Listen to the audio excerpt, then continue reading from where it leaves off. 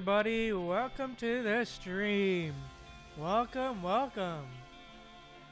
We are back for the streams. We have returned. The streams have returned. How is everyone today? But yeah, we're back.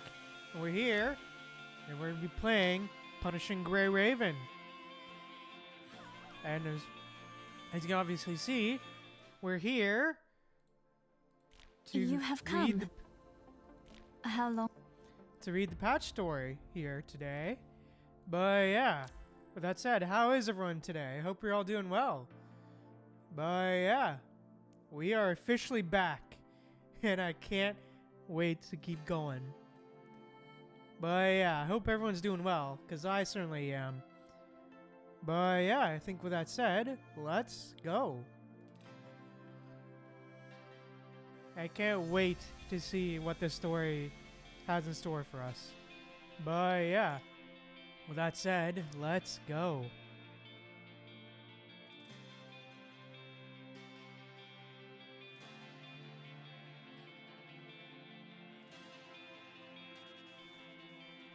Funeral. Okay.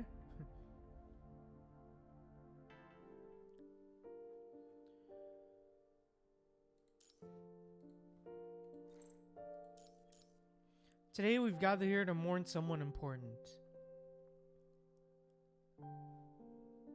He was my best student, everyone's reliable comrade, and the Forsaken's most trusted leader. Oh? Despite all our efforts, the 6-month search has brought no good news. All we found were wreckages and the remains of a few comrades. So it is with great regret that I must announce. Our leader, Watanabe, has left us forever. Ayo? What? But...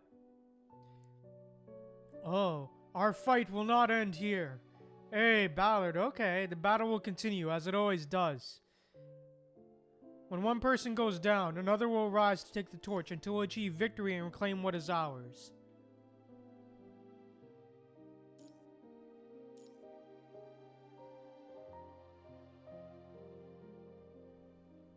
Under the monument, Ballard's solemn voice stirs the emotions of everyone present. I first met Watanabe during the Golden Age, before the punishing virus outbreak. He was just a child, an ordinary kid. I asked him what he wanted to become, and he said he hadn't decided yet because he didn't know what the future held or what it would be like when he grew up. When I met him again, he was not the same. He was no longer the boy from the Golden Age. Okay. He said that to overcome disasters and save others, we had to become a different person. I initially thought he had given up his original dreams of becoming a soldier since his mother sacrificed herself when the punishing virus broke out. But I gradually realized that wasn't what he meant.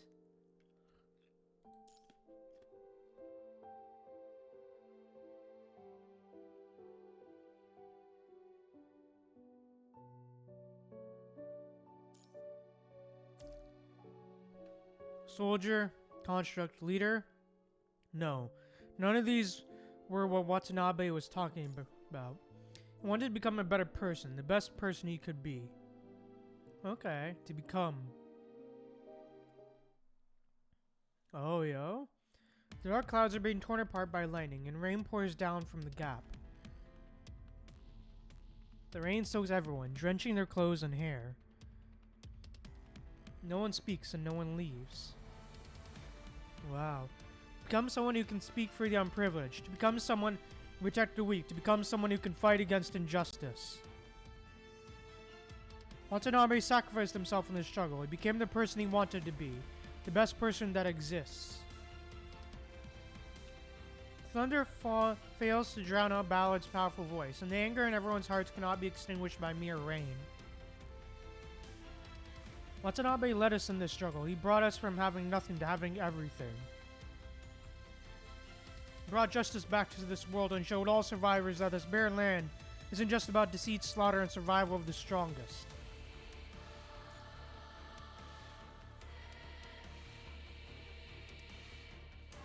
Mutual partnerships, love, and overcoming hardships together still shine brightly in these ruins. We will not abandon any comrades. We will defend every inch of our land will pass the flame of hope to everyone in need. The deserters on Babylonia think that destroying Watanabe's body will extinguish this flame. Ballard clenches his fist and places it on his chest. They are wrong. This flame will not go out from any sacrifice. Every heroic soul will become the fuel that helps this fire burn brighter, to warm and awaken those being oppressed. Does Babylonia think that suppressing us with force will quell the sparks of rebellion? Oh shit. They're wrong again. I've never feared spilling blood or sacrifice. So can threats from deserters stop us from breaking free from our shackles? We respect those who fight, but Babylonia continues to oppress its warriors. Such an unpopular regime will never win. High up on the platform, Ballard's gaze sweeps over everyone present. Rebellion might mean death, but not rebelling means never having lived. We have liberated the area that rightfully belongs to the Forsaken, but why should we stop here? Look at this monument. During the Golden Age, it symbolized unity. Today we return here to mourn our fallen leader and comrades. But is this what they need the most? No! The best way to honor them is to fulfill their dreams and to witness the future they wanted to see. Ballard raises his arm, shattering the falling raindrops. His passionate voice echoes across the memorial square. Comrades, oppressed souls are still waiting for liberation in the conservation areas. You know that not all Forsaken members are here today. Our trusted comrades are holding the front lines, guarding us against possible attacks. So today's memorial is not just a remembrance, but a rallying call for the future. Let us turn sacrifice into motivation to break the wrong oppressive chains. Bring justice back to the world, restore dignity to everyone. Remember, the struggle only has two outcomes for both sides, victory or death. If we must choose an outcome, then we will choose victory, complete victory. Okay. Victory, victory! As Ballard's speech finishes, deafening cheers echo the sky, shattering the dark clouds. Ballard looks up at the sky. The downpour continues and looks like it's going to last a long time. Okay. This weather again. Oh, wow.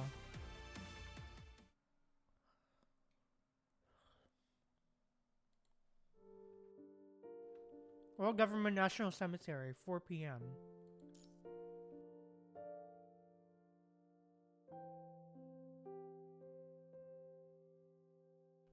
Oh, new character? Okay, let's go. Suru, I'm here to see you again. Sorry, the man places a bouquet in front of the tombstone. His light blue eyes reflect a figure that was no more. The tombstone is simple, with only the name, date of birth, and death, and a short epitaph. Okay. She sleeps here along with the war, bringing peace as a gift to the world. Watanabe, give your mother a bouquet. Oh, yes, Dad. Oh, that's Watanabe's dad. Okay. The boy places a bouquet in front of the tombstone and uses his handkerchief to wipe away the fallen leaves. Shinu Watanabe, you're here. Looks like I'm late for once. Oh, a tall figure walks over from the other end of the path. Watanabe, if he had chosen a person he trusts most, excluding his often absent parents, it would undoubtedly be Ballard. Hey! Hey, thank you for the sub, Fuzzy. Welcome. Thank you so much for the sub. Thank you, Fuzzy. Appreciate it. And yeah, I'm doing good, Fuzzy. Thank you so much for the sub. I appreciate it. For the tier 1 sub, free sub. But yeah, I'm doing good. How are you, Fuzzy?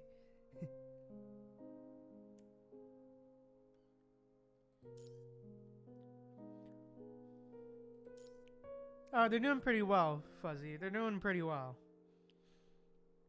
Nice. I hope you had a good sleep, Fuzzy. Although sometimes you train Watanabe with demands that seem harsh for a child, Ballard's posture and aura are always what Watanabe aspires to. Uncle Ballard! Oh, yo, okay. Okay. Yeah, bro. Dude design looks fire, I won't lie. Ballard's design looks fire.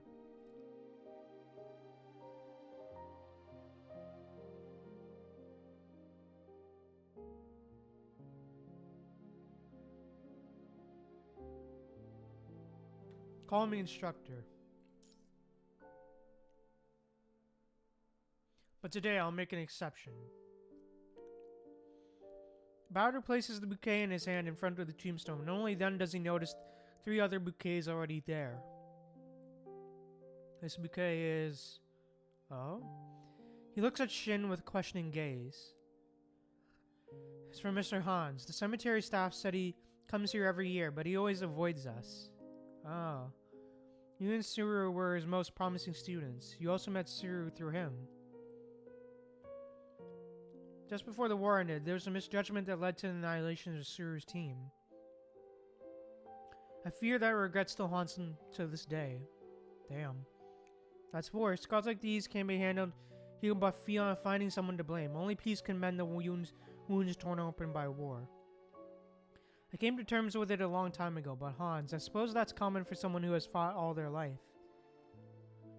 Fortunately, we've achieved peace. It'll give us time to heal these wounds. Also, yeah, Fuzzy, we're also playing Punching Grey Raven today, obviously by the stream.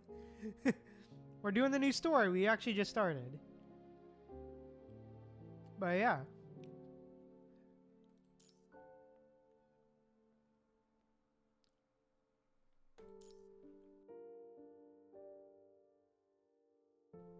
Why do you look like you have something else to say?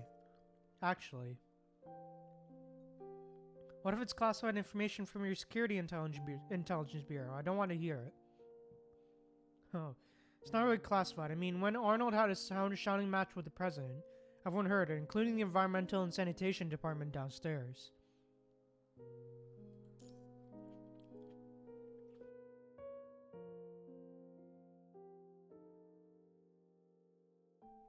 Probably only space soldiers like you haven't heard about it yet. No. Ballard speaks in a rare tone of helplessness and frustration. Oh?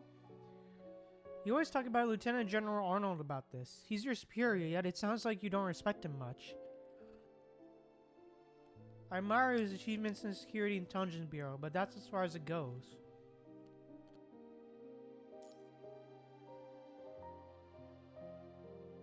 Privately, I can't respect someone who opens storming in the office, even if he explained later it was a joke for Hans and President Trillard. Oh, so this is the president before Hassan. Okay. Huh, okay.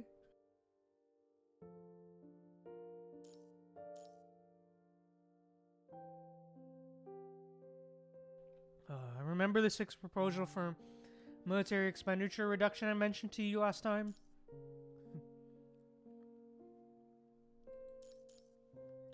Although the Space Force's budget wasn't affected much, I heard the Army faced significant cuts. After the last revision of the Joint Charter, most countries relinquished a large portion of their military command.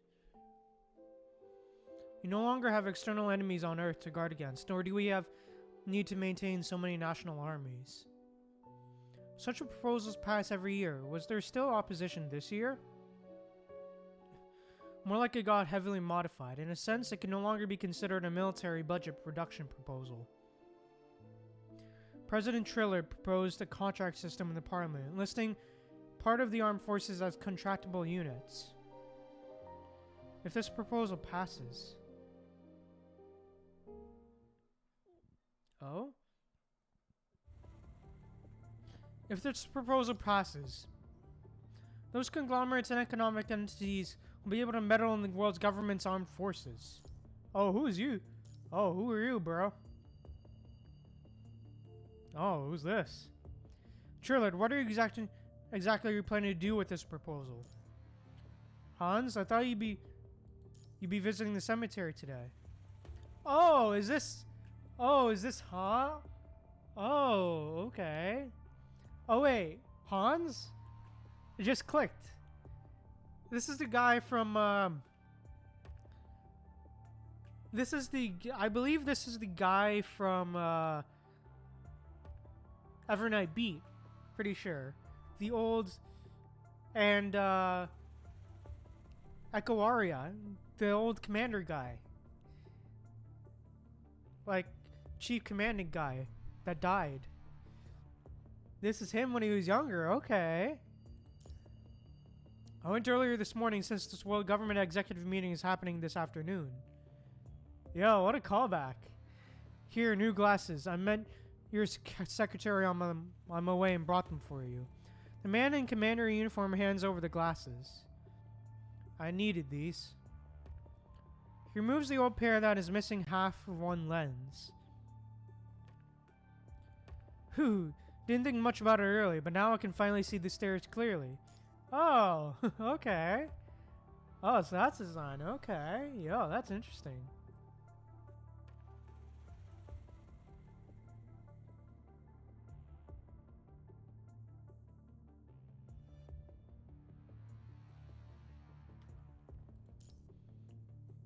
Why did Arnold punch so hard even though we gave him a heads up? I even chose the executive meeting that he usually attends virtually, but this time he showed up in person. Our director of the Security Intelligence Bureau is as sharp as ever. No wonder people call him the Hound. Serves you right. You know exactly what who Arnold despises the most. A bill so blatantly biased. You should be grateful that security reacted quickly, or else you'd have end up with more damage than a pair of broken glasses. Oh. As the president, I can't appear on the morning news with bruises. I'll have to schedule an appointment with the medical consortium to reduce the swelling. Well, if you excuse me now. Okay. Hold it, don't try to evade my question. There's no one else here. You can speak your mind, old fox. We've been working together since before the formation of the world government. I know what you put on paper is never what you really mean to do.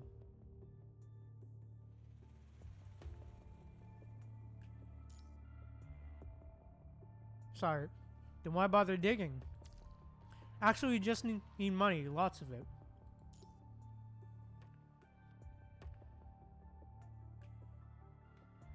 Sherlock gives an awkward smile. To avoid further embarrassment, he turns to look at the huge statue built to commemorate the unification. Industrial stagnation, shaken beliefs, the quagmire of war. The appearance of any one of these would threaten the status quo. And the world government bears the load of the whole of humanity. Even the smallest crack could cause this damn collapse. Dominic and the Science Council have solved the problem of belief. When the world's smartest minds gather to create miracles for humanity, the proposed ideologies become deeply rooted, unshakable as steel. And through the military's peace operations over the past decade, extreme ideologies and extremists have lost their means and grounds for survival, freeing us from the quagmire of war. But Hans, while we've unified ideology and power, our resources have yet to be unified. The spherical sculpture reflects in Triller's eyes. He can see a small figure on each reflective surface. Oh. On the monument beneath, the sculpture carries the names of every martyr who was sacrificed for peace, along with an inscription at the base. Oh, yeah, okay. A world for all. Most resources are still controlled by the minority, and these people won't be swayed by beliefs.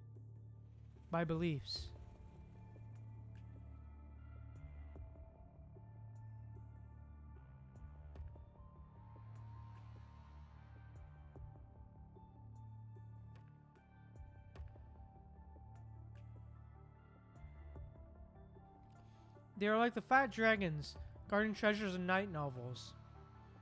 Sleeping on mountains of gold and agate while worrying that we might one day break into their caves and plunder their treasures. Oh, damn.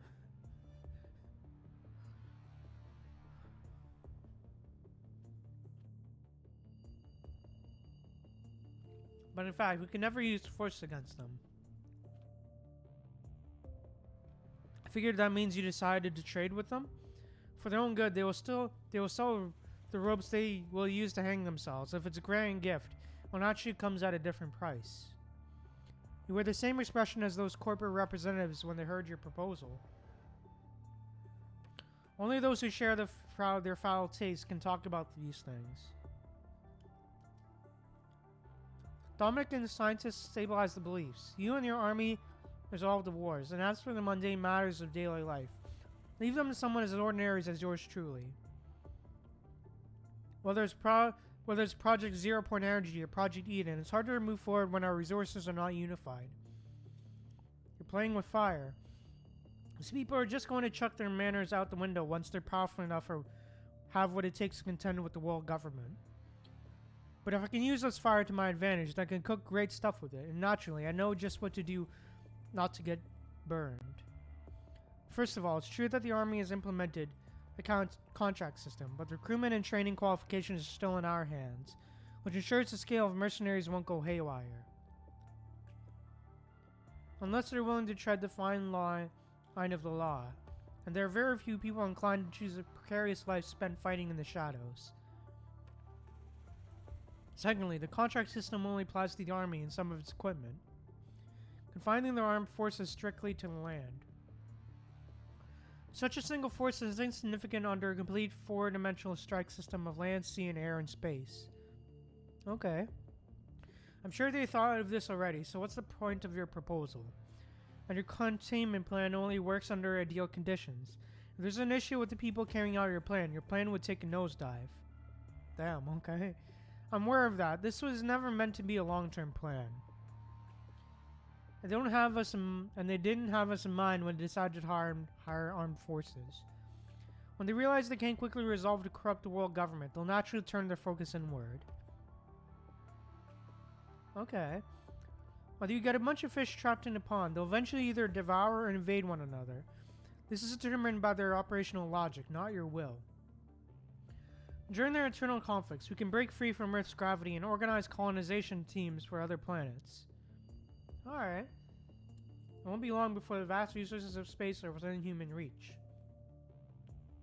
By then, what value will the coins they hold have? A rare trace of fanaticism appears on Trillard's face. He looks toward the sky, seemingly wanting to gaze through clouds into boundless stars. I see you're not satisfied with the fact that verification of Eden 1 is way ahead of schedule. Do you plan to complete both Project Zero Point Energy and Project Eden within your 10-year term? Come on, I'm anything but an overachiever. I see you're keeping a cool head here, which is great. That's why I'm aiming for a re-election. Hans, no politician, can refuse the achievement of leading humanity beyond Earth, and I'm no exception. Besides, I'm getting old. I want to elevate the world government's prestige to new heights. And perhaps leave a legacy in the annals of history. What a thing to say about someone as mediocre as me. I can assure you, though, that I'm not being entirely selfish here. I've always placed the world government above myself. There is one thing you fail to consider, though. What if they throw their coins away and choose to bet on space, too? If they, too, set their sights on the cosmos, on the stars. Okay.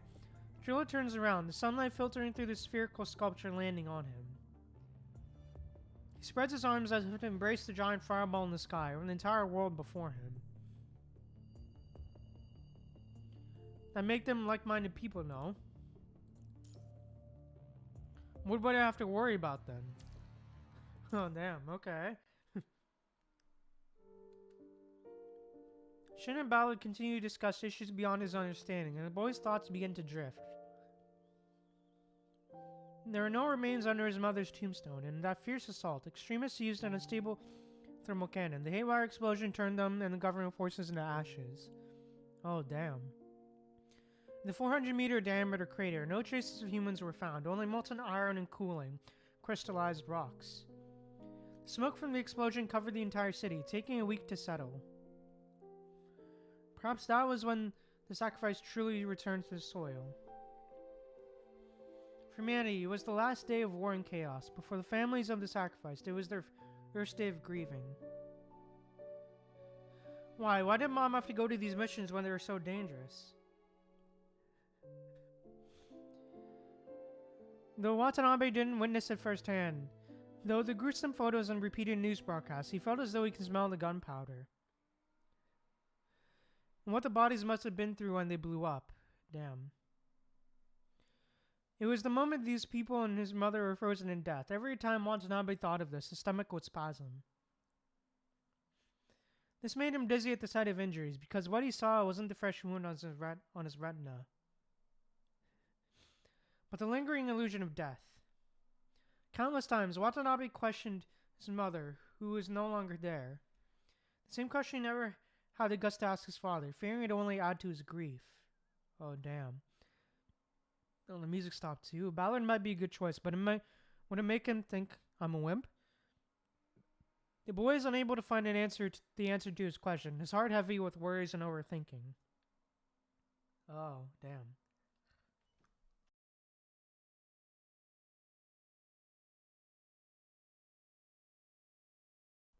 I think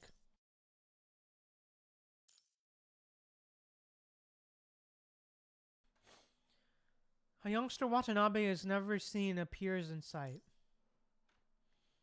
because this was the responsibility she chose to shoulder. The youngster gently places a memorial bouquet in front of the tombstone and bows their head in silent tribute. The youngster appears to be a member of the military personnel like Shin, except they're wearing a completely different uniform. Responsibility, you said? What about her responsibility as a mother and a wife? Watanabe is seeing the youngster for the first time, yet he's feeling a strange sense of familiarity with the young person. Oh.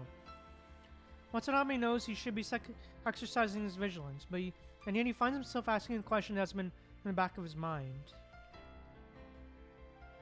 There are many soldiers in the world who can carry out missions, but to my father, she was his only wife. To me, she was my only mother. Did we really mean that little to her? She never ignored you. You're also her source, also the source of her faith. Oh, wow. You face the same choices in the future. My mother left nothing but an empty tombstone. I swear I'll never be like her. No, there's more to it than that. The sound of raindrops hitting the leaves interrupts the young soldier's next words.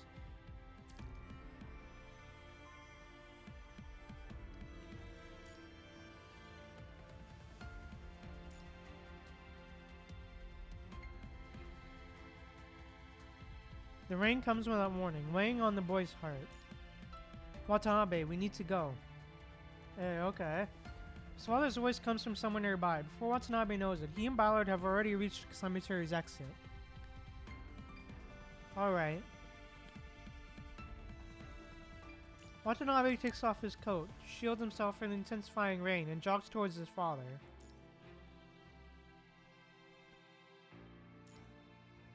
He turns around and sees that strange youngster has already moved to the next tombstone, offering another bouquet of flowers. Through the hazy rain, he vaguely makes out a symbol of his shield and a wing imprinted on the youngster's cloak. Watanabe, let's get going already. Oh, is that coming? Oh, is that us? The rain intensifies, forcing Watanabe to curl up entirely under his coat as he runs toward the exit. In the rain, the young officer's figure stands like a lighthouse at sea, surrounded by the tombstones forming a cluster of reefs. Hey, it is us! Let's go! Wow, okay. Huh. Lonely yet resolute. Okay. Aeon Reforged. Chapter 27. Okay.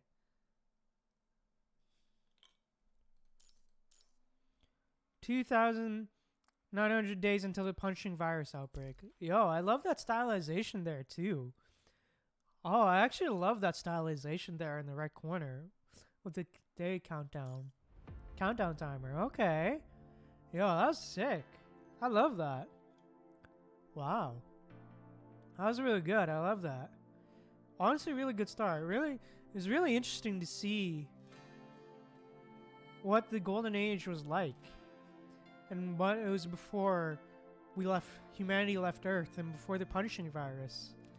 It's super interesting to see the state of the world then. And, you know, world politics and like that and all that stuff. That's really interesting. I love it.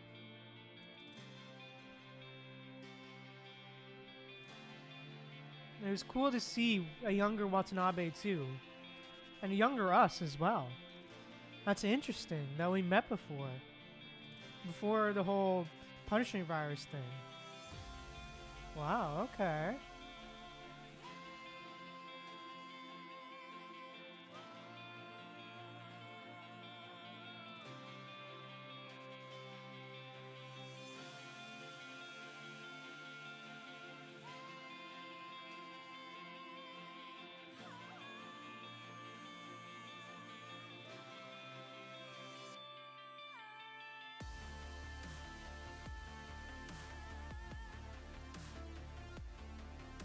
But yeah, honestly, pretty solid start to the chapter. Lots of world building on the past. I liked it overall, and the Golden Age and what the Golden Age sort of looked like as well. More so, we got a deeper dive. Golden Age. Okay, let's go. Let's continue. Where do we go from here?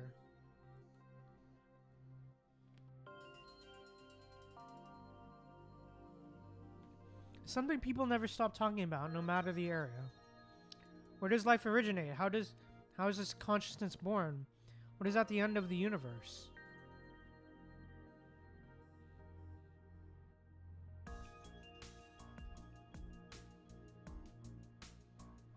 And where does human civilization go?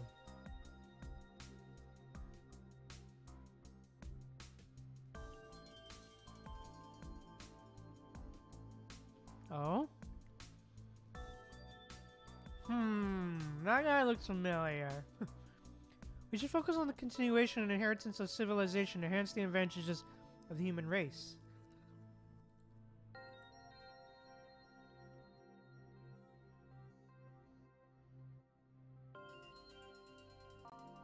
Yeah, agreed, Fuzzy, agreed. Some want to follow biological instincts to keep passing on the will and life of the individual. Genes. The tiny difference is genes are what make us who we are. With a molecular level of manipulation, we can perfectly replicate the body 1-to-1. Next, as long as we concentrate funding and gestalt computing power on the 100% replication of consciousness signals, we can achieve continuous rebirth.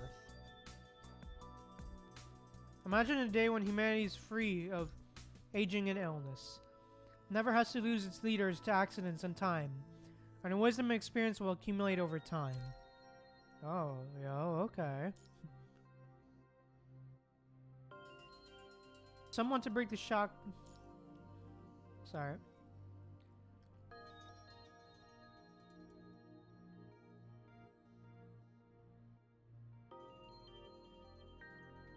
Someone to break the shackles of the mortal body through self-modification.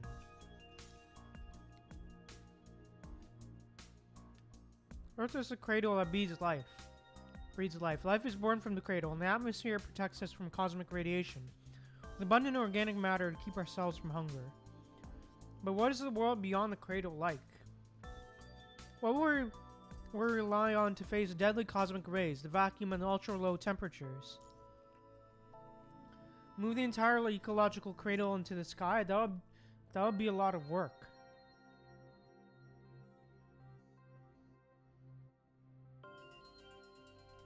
If we can't modify ourselves, humanity will never be able to sever the umbilical cord with its home planet.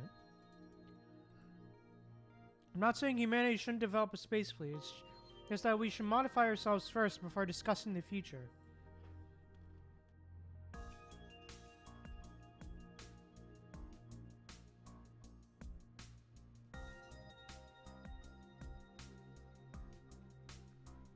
When empty talk turns into reality, people making decisions realize the immense pressure they face. After solving the practical issue of cold fusion By completing Gestalt's construction, what should be the next 10-year plan be? Gene correction? Human modification? Digital life?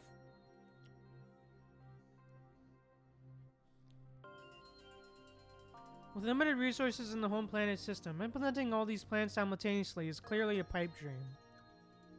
Going forward, humanity must tread carefully.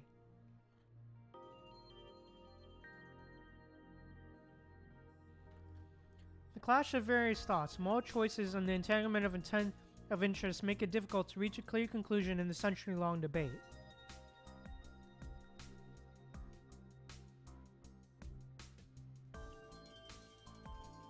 Until that person's lieutenant brought the theoretical report and the construction plan to the World Government's Conference.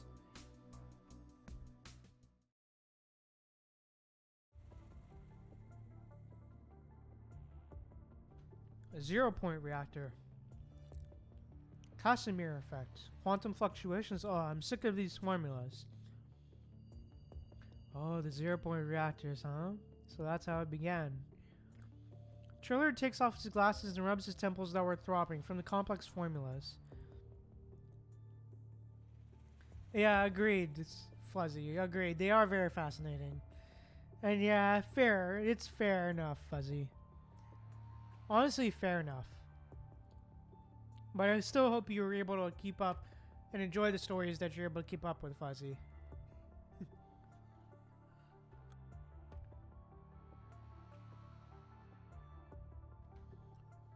Faced with this document, which is more of an academic paper than a plan, Triller decisively ignores the theoretical part and turns to the last page. Yeah, agreed, Fuzzy, agreed. It is really nice, agreed. Energy can be extracted from any point in space, converted into the form of energy needed. Upon reading this, Triller's pupils dilate slightly. The possibilities the sentence hints at quickly flashes through his mind. But as a politician, especially as the first president of the world government, he can't show any bias. Ah, right. He's the first president. Okay.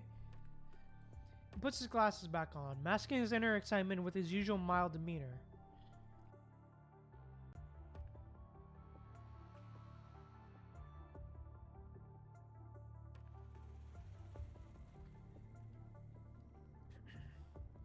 The application of zero-point energy. It sounds like fantasy, but there shouldn't be any doubts as to its authenticity,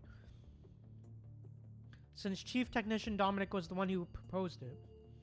However, with our recent completion of the energy revolution and mastery of cold fusion, upgrading the energy industry might not be the most pressing issue for humanity. So could you please explain the necessity of this project? Researcher Nithart? Oh, okay. All eyes now turn to focus on the young woman at the podium. As opposed to seasoned veterans present, she seems too young, almost naive. This is the first time they hear her name, but the person standing behind her is a luminary in human history that can't be overlooked. The legendary Dominic, who united the initially disparate scientists, established the Science Council, and led humanity out of the Great Depression. Why would the chief technician, who never appeared in public, send such a young lieutenant to such an important meeting? Is there more to it than meets the eye here, or is the chief grooming Nithart as his successor? Okay. In the silence, speculation brews. Triller realizes that the researcher has been silent since submitting the proposal and hasn't answered the previous question. Researcher Nithart? Triller calls her name again. Oh.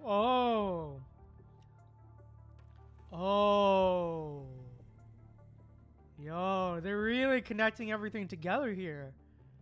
Oh, shit. They're really connecting everything together here. Okay. Because Oh. Because she's from Golden Vortex. From the Golden Vortex stages. In this game. From the Golden Vortex stories.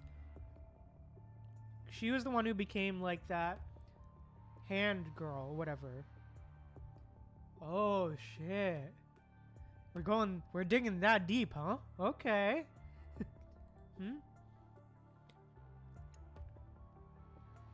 Because she appeared very differently in those stages. She looked very different. Nidhart looks up, apparently tired from the lack of sleep.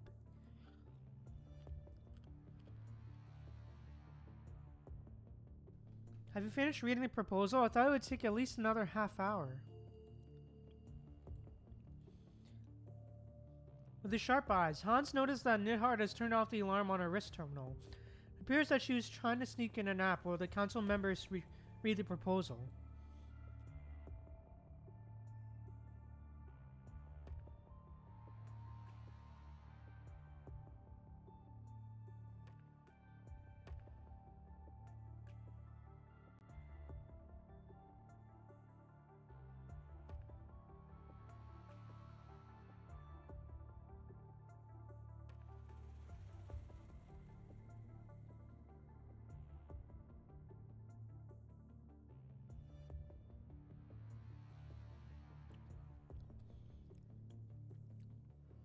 I skipped the theoretical research part. I mean, I'm a politician, not a scientist.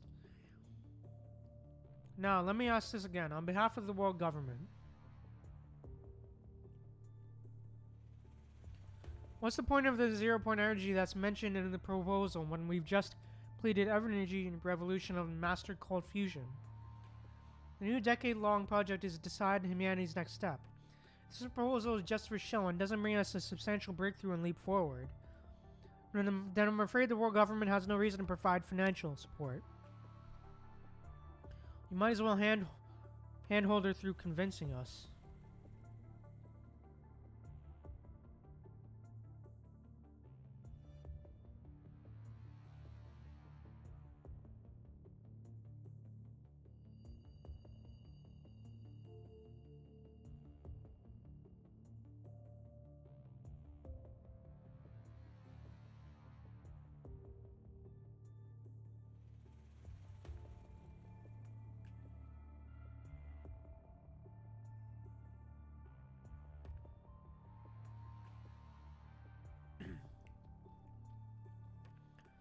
Hans, familiar with his old friend's rhetoric, shakes his head, knowing what Trillard is playing at. Okay. A decade? You probably only read the last page. The estimated time in the proposal is 20 years. 10 years would only be enough for validation. Miss Nihar, this is no place for bad jokes. Validation is necessary. The results will determine whether humanity can use our current technology to build colony ships that travel faster than light. If validation fails, the only feasible part of this plan would be Project 0-point energy that you mentioned. This could provide humanity with additional 70 trillion kilowatt hours of energy annually, but that's the most trivial benefit of Project 0-point energy. Its true significance lies in breaking the way we've been using energy since the Second Industrial Revolution. Nidhart appears half asleep, but she is laser sharp and focused when it comes to her field of expertise. Currently, no matter how we generate energy, we need to go through conversion before we can use it. Yeah. Before we can use it, yeah. We burn fossils for heat. We expand gases for power.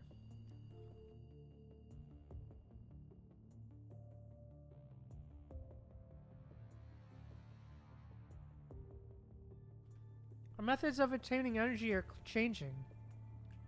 But the inefficient and wasteful conversion process has seen no breakthrough. Which is why Dawn 3 has only been able to reach 1% of light speed after prolonged acceleration, despite its cold fusion engine and load capacity. Crossing the Oort cloud alone would take generations, let alone exploring further into space. With 0-point energy, it's different. Its properties allow it to be collected and converted into any known form of energy simultaneously. This is written on page 36, line 57. This means collection and conversion happen simultaneously, eliminating energy loss and conversion time, swinging up directly with the energy in the form we desire. Detailed explanations can be found on page 41, Formula 65.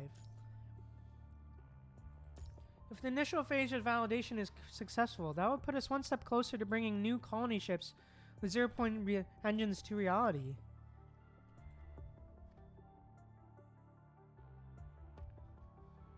Our ships could break the 10% light speed limit. And in the future, even surpass light speed. Please refer to pages 79 to 92 for details. That's about it. Any more questions? You can probably find all the answers to questions in the proposal, though. Seemingly exhausted from the presentation, Nidhart props her chin with her palm, looking as if she might fall off the podium.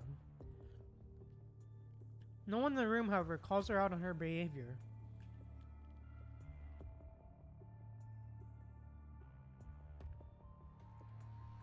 Because they're all spellbound with the idea of faster than light. The sound of tapping screens becomes the only melody that echoes throughout the room as everyone meticulously reads the sections Nidhart pointed out.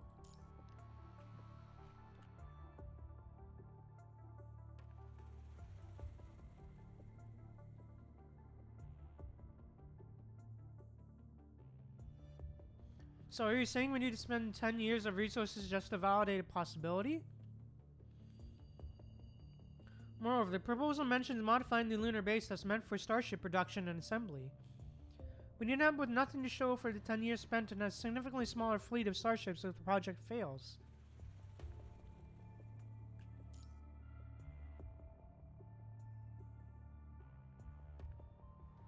With only the orbital spaceport's production capacity, we can only deliver 30 starships by the deadline. When we originally planned for 100, that is. No matter how grand this plan seems, putting all our eggs in one basket is not wise.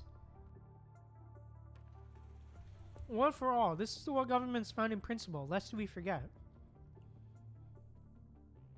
While it's true the Science Council has had many an epoch-making achievement, we can't bet 10 years worth of humanity's time on a theory that even the Science Council is uncertain about.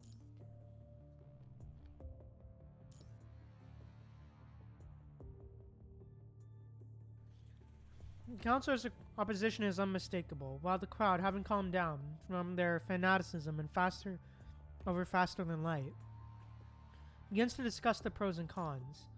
Seeing Nidhart still silent with her head down, the new counselor eagerly adds, by comparison, I think Professor Godwin's comprehensive modification plan would be more solid. Found it. Excuse me, I'm still talking. Oh, damn.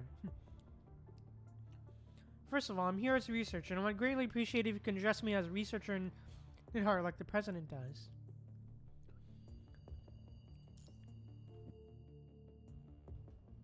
Secondly, the chief mentioned that the many members of the Science Council were too busy with research to attend the meeting.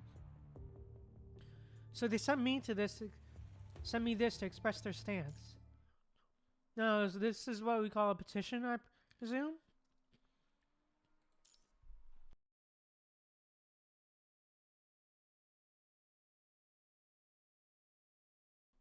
Nidhart turns on her terminal and projects a short text onto the screen.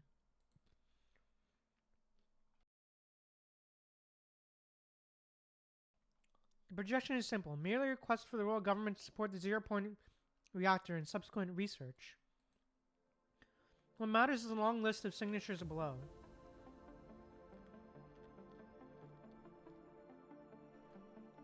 Konstantin Alexandrovich Korolev? Oh, Korolev, okay. Initiator of the project-oriented Project Interstellar Voyage, founder of modern starship design standards.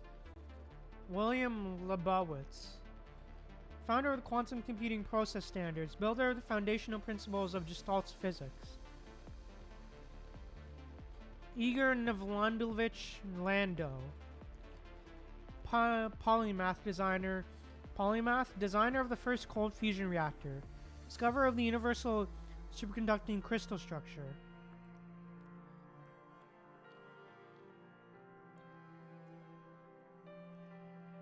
Chief engineer of Gestalt, proposer of the marine fish farming techniques, author of the comprehensive guide to edible fungi. And the last on this long list of signatures. Oh, the song. Okay, let's go. Hey, this song. Let's go.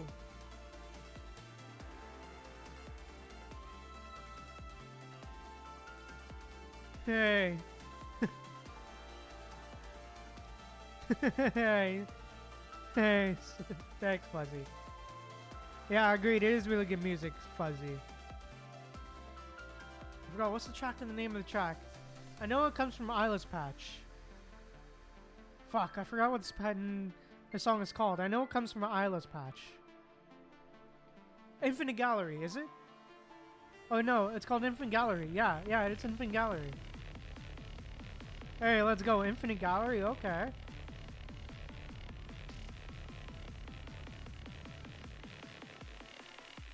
Yeah, Infinite Gallery. Yeah, this is the name of the song. Yeah. Hey, let's go. And the last on this long list of signatures. Dominic. Founder and chief technician of the Science Council, pioneer of Gestalt design theory. Proposal of cold fusion theory and its practical application, creator of the first strong AI machine.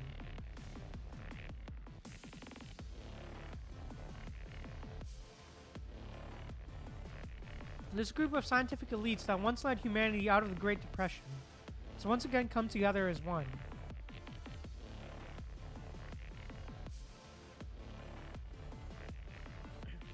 Though some of them are now frail and confined to intensive care units, no one can ignore the weight of their words. For they were, and still are, humanity's beacons of hope. And when they united for a single cause, I say this is more of a threat. Is the Science Council trying to coerce the world government into making a decision biased in your favor? The defiant counselor slams the table, pointing at Nidhart and angrily accusing her, seemingly about to curse. Bias, we seek nothing for ourselves. All this research will serve humanity.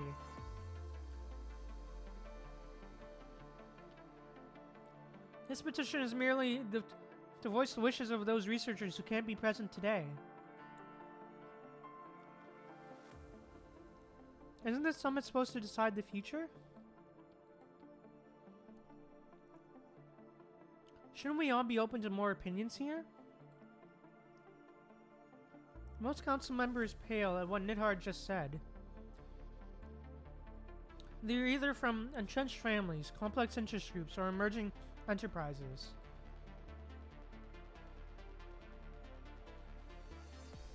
They fought hard to earn their seats at this assembly, hoping to ride the wave of the times.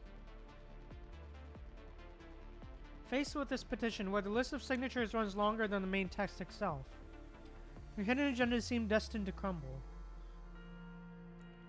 Right then, someone bursts out laughing. Oh, huh? Oh, damn. The summit is indeed open to everyone's opinions, and I'm sure we've all taken your valuable suggestions to heart. If there are no further questions, let's proceed to the vote. Okay.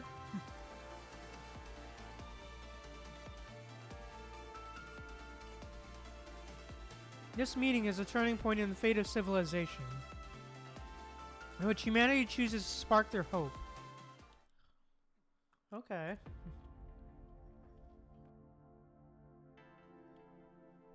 I hereby announce, based on the decision of the 13th World Government Summit, that for the next decade, or rather the next 20 years, Project Eden proposed by the Science Council will be our primary focus. May human civilization achieve greater glory. Our next target is the stars. Okay, let's go.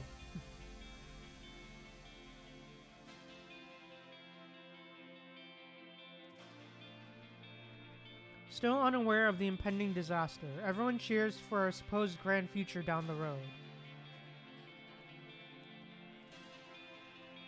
In the first year, Project Zero Point Energy, a sub-project of Project Eden, officially launches, led by the Science Council. It aims to establish 5 experimental zero-point reactors worldwide, to verify the reactor's reliability from multiple perspectives. Oh, including Atlantis, huh? In the second year, with the support from Triller and a few proponents, Project Eden makes significant headway. In the same year, sites for the construction of zero-point reactors are selected, and theoretical verification of the zero-point engine begins. In the third year, theoretical verification of the zero-point engine is completed, making the construction of engines using zero-point reactors theoretically possible.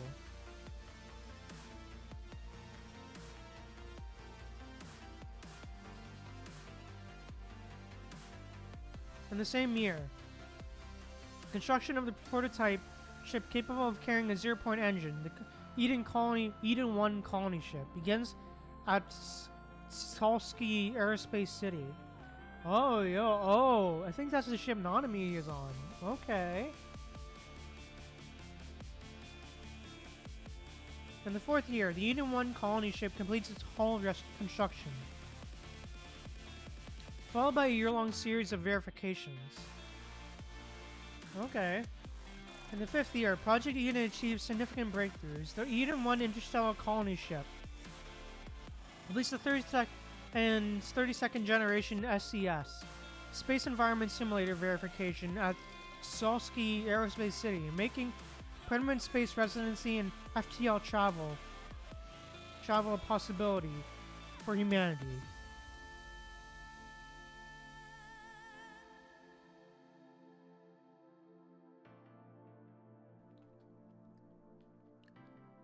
In the same year, the former interstellar navigation project, Project Orient, is incorporated into Project Eden, officially shifting humanity's century-long goal from interstellar navigation to interstellar colonization.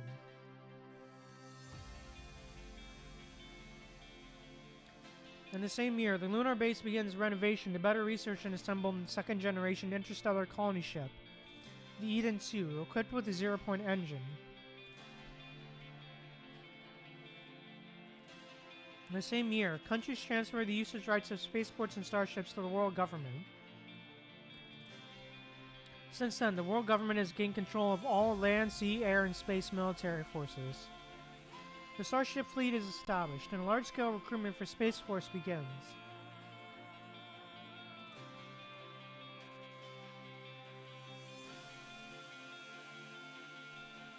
In the sixth year, the lunar renovation project is largely completed, with an additional zero-point engine test site.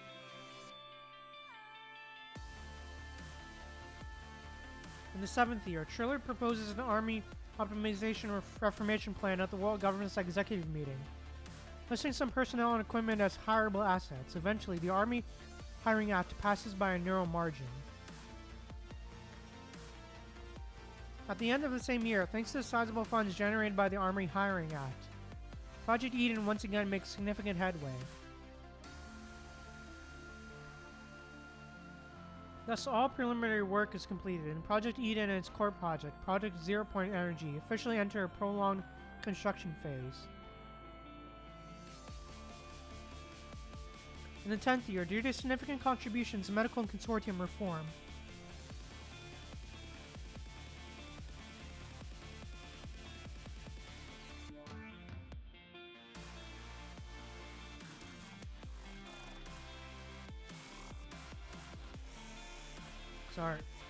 civilian application of Gestalt,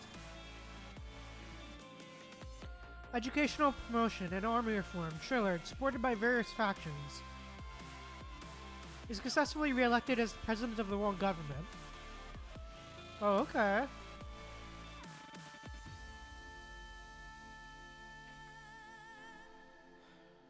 Oh. In the 14th year, Project Eden makes another breakthrough. A second-generation interstellar colony ship, Eden 2, is assembled at the lunar base. Equipped with a temporary installed cool fusion engine, it successfully launches and enters the lunar synchronous orbit, awaiting the completion of the zero-point engine. In the same year, the Science Council announces that the first ignition of the zero-point reactor will take place within a year.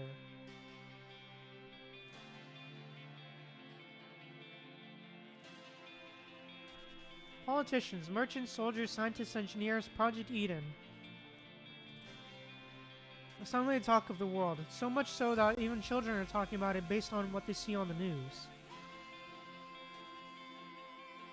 With all eyes upon it, Project Eden is now in its 14th year of implementation. It's also at this time that a certain young man celebrates his 18th birthday. Oh? Ah, Watanabe! Turned 18, huh? Still not as sharp as could be. It's gotta be your hairstyle. Hair no longer than 3 millimeters. That's how a new recruit should look. No way, the hairband was lifted 2 years ago. I've been getting new recruits to look anything but since they put the new contract system in place.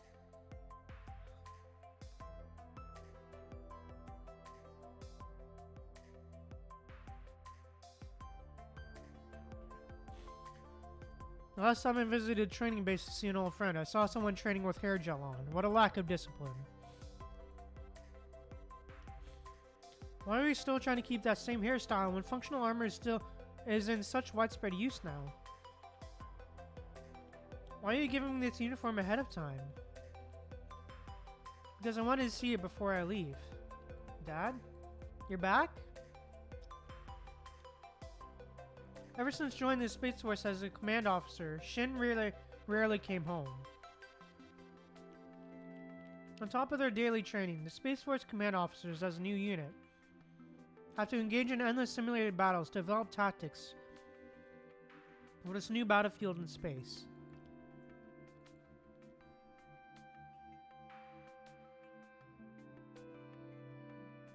Most of them don't return to Earth for half a year or even a year.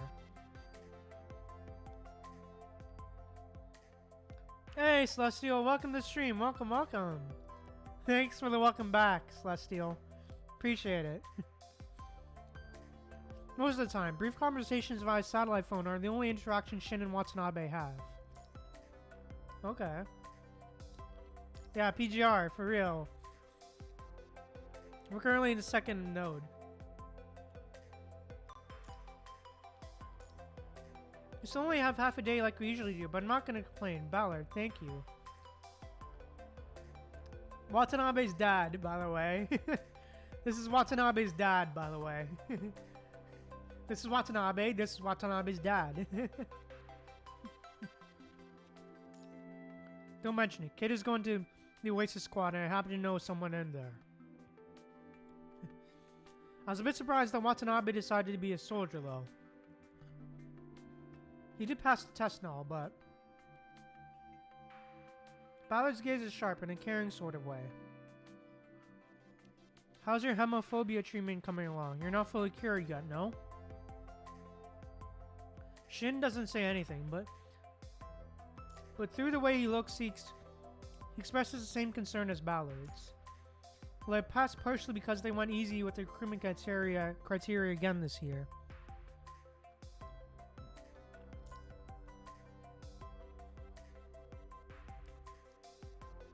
I mean, you're seeing fewer people these days join the ground force to deal with terrorist remnants and drug traffickers. And the contract system has a much lower standard too. We're pretty much there just for show, so to speak. Okay.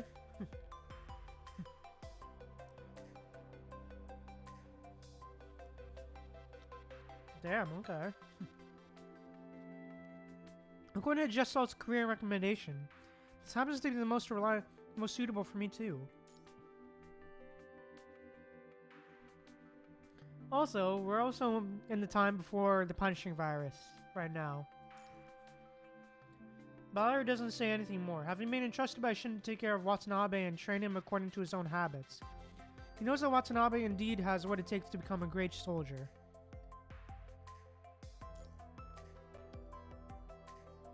This is probably also why Just Salt came up with the career recommendation for Watanabe. But in the Golden Age, people no longer need to rely on talent to prove their worth as they did before. People care more about interests or what they want out of life when deciding what to do down the road. This is clearly not an area where Gestalt, a program that determines situations based on profit and loss, is able to provide advice. Son, it's not too late to call it quits now. Looking at his son, now as tall as himself, Shin breaks the silence. You don't need to follow the same path your mother and I did. Butler did tell me that you were gifted, but being gifted doesn't mean you have to let it dictate your future. Talent sometimes comes with excessively high expectations. When those expectations exceed your abilities, it often leads to devastating failure or unbearable pain. Yeah, welcome, Celestial. I don't want to see you end up cursing your own talent. Dad, are you talking about Mom? Shin doesn't answer. Dad, I know it shouldn't make you worry, but I didn't accept Gestalt's career recommendation without thinking. Shin looks at Watanabe with those same light blue eyes as his as Shin waits for Watanabe to continue. It takes long-lasting peace to heal the havoc wreaked by war. This is what you told me. I'm not a witness to war, and I'm very grateful that I'm not. But this also means that I can't truly feel a difference between war and peace like you and Uncle Ballard. And I'll never understand why Mom chose duty over life.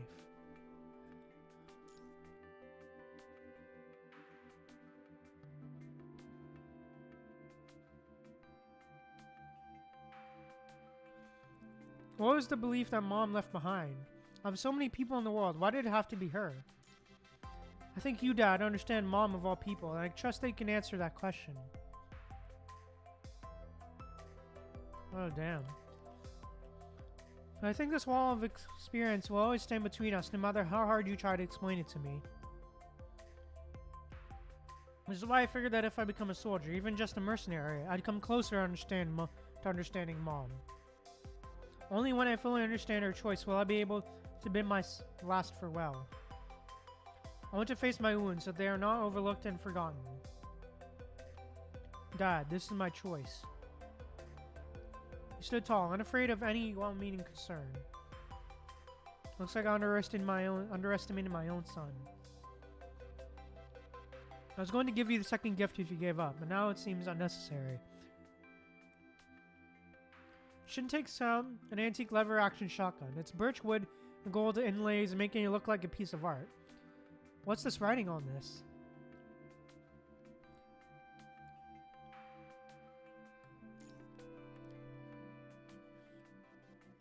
Watanabe takes the shotgun and sees a line of small text on it.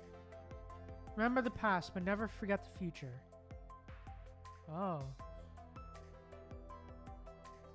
Even if you resolve to move past your wounds, never forget they exist and that you're doing this to move toward the future.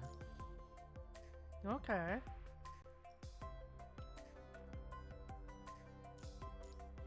I'll keep these words in the back of my mind. I wouldn't speak so fast if I were you, young one. Your current resolve is half-baked. When you can hold onto your beliefs in the face of a real crisis, that's when you're worthy of these words. Ballard gives Watanabe a pat on the shoulder. Shin, on the other hand, breaks into a relieved smile, seeing Watanabe annoyed and about to argue. Little do they know that they will soon face a real challenge. Oh, damn. Huh. 350 days until 350 days until the punching virus outbreak. Oh. Shit. The days are slowly starting to count down. We're getting close to D-Day. Oh, we're getting real close to that fateful day, huh?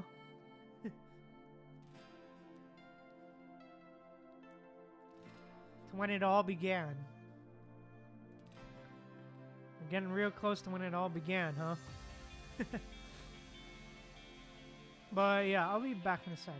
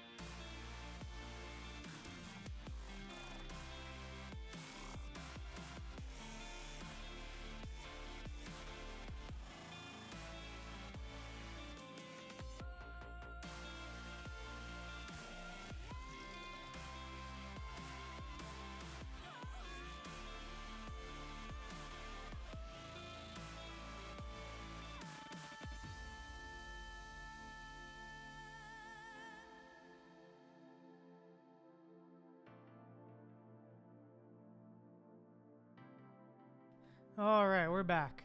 But yeah, honestly, really good setup so far. I'm loving all the lore. The lore about before the Golden Age. I love all the lore. And all the connections. Thanks, Fuzzy. Appreciate it. But yeah, loving all the lore, all the connections. But yeah, I think with that said... Wait, hold up. Let me just do something real quick.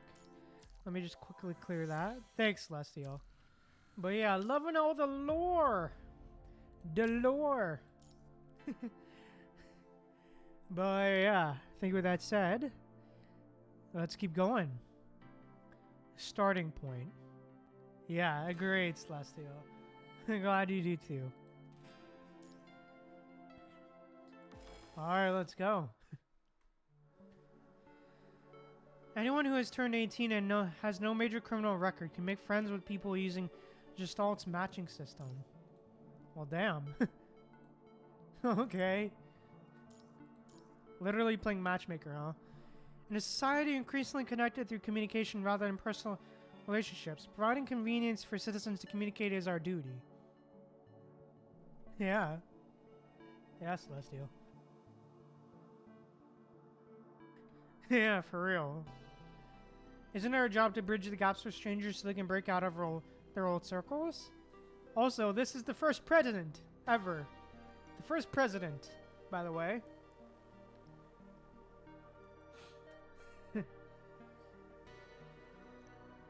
Break out of the old circles? It says Trillard, who's been actively promoting civilian use of certain Gestalt functions. Yeah, it is very interesting. For real, Celestial. Gestalt's matching system, huh? Watanabe is going to turn down this offer, being one of those who aren't entirely familiar with breaking out of their old circles to make friends with complete strangers. Establishing one's identity before communication is a deeply ingrained habit since primitive times and isn't easy to break. Might as well try. Not bad if you end up with a couple of new friends, no? I mean, none of your friends from school or the racing club chose to become soldiers, did they? How did you know? I didn't even know your life was so rich until Ballard told me. Did you look into me? Watanabe looks at Ballard in disbelief. Occupational habit, and you didn't exactly hide it.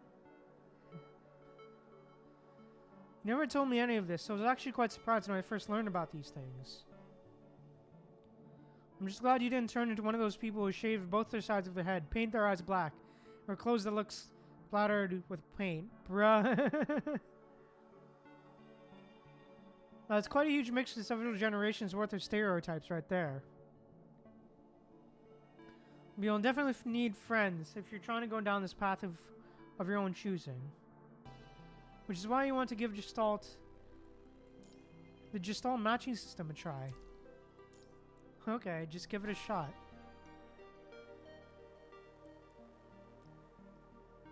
Kuro system, okay. Through his terminal, Watanabe accesses the matching system in a breeze. Dear citizen, hello and welcome to the Gestalt matching system. You're exercising your legal rights under Chapter 3, Article 291 of the Citizen Welfare Act. Please read the following terms and proceed after confirmation. Watanabe quickly scrolls through the long privacy terms and usage rules and presses confirm.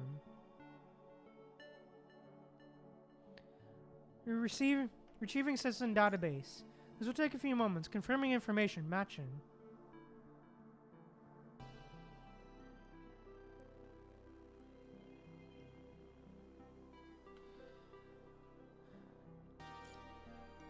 Before the AI says another word, Watanabe interrupts it with the confirm button. Matching complete. Would you like to enable privacy mode? Sure, since I'll be interacting with strangers, no? Understood. Privacy mode enabled. Thank you for using the Gestalt matching system. Enjoy yourself. After a brief system tone, a greeting comes through the speaker. Hello, can you hear me?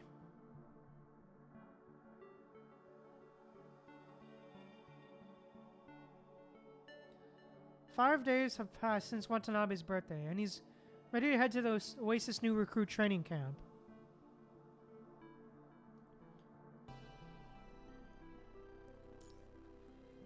It's a series of modern training camps in the desert, and Watanabe is heading the second squad.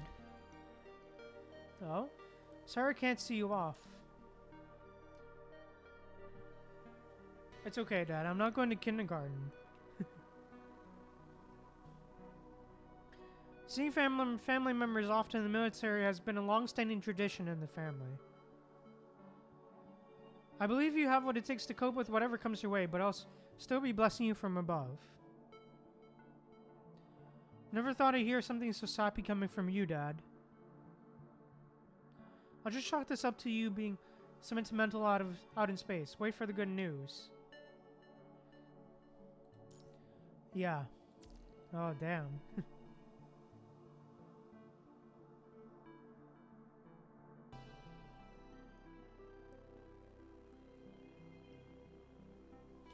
After ending the satellite call, Watanabe is about to put his suitcase on the luggage rack.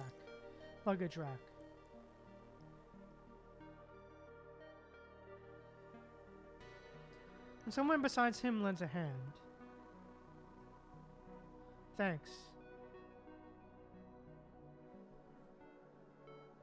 You're welcome. The person sits back in their seat. The person looks familiar, but Watanabe can't seem to recall who they are, no matter how hard he tries. Are you reporting for duty at the Oasis too? While the person seems young, they seem well trained by Ballard himself. Watanabe senses the same aura in the way this person carries themselves. Yes, well, sort of. I mean, I'm actually on my way there to see someone. Oh, us? Oh, it's us! Oh shit, okay. I'd have to deal with this on my first day. Watanabe's brief encounter with the stranger doesn't make a significant impression on him, but what happens after he arrives at the camp is enough to mark the day as unusual. Enough with your BS. Either you get in the simulation pod yourself or I'll tie you up and put you in. I'll write a report worst comes to worst. No one bothers reading those things anyway, though. Oh, so I usually just ask my lieutenant to write them. I see Ballard trained you for a year, so I want to show me what you got? Okay. Oh, well, okay then, let's go.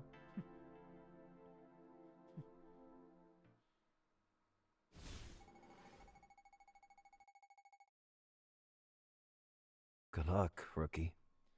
Oh, voiced, okay.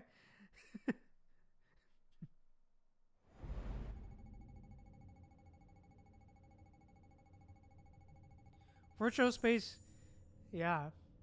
Watanabe, rookie phase 2, okay.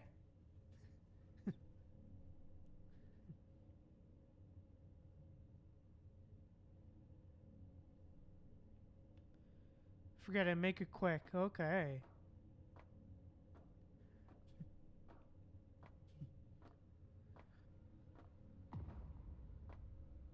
I'm liking the text, the little variation of text. Too slow, did you fall asleep on the way? It's almost like spray painted. Oh, it's on to warm up, okay.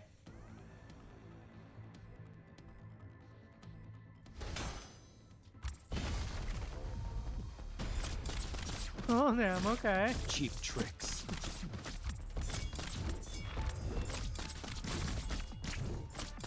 Managing to tag me. Not bad. You'll regret cheap tricks. Yeah, agreed. It is very interesting style. Agreed, Celestial. Huh. Weak.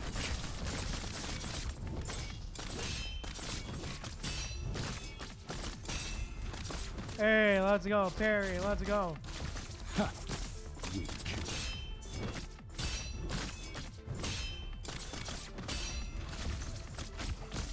Cheap tricks. Managing to tag me. Not bad. Response. Watanabe, wata.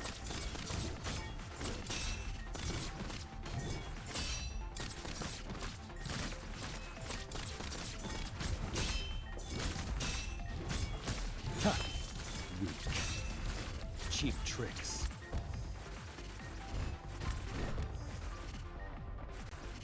Yeah.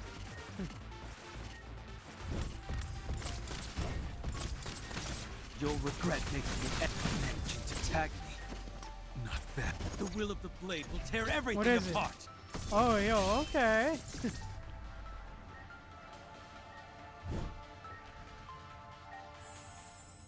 Yo. That's super interesting. The way this is panning out.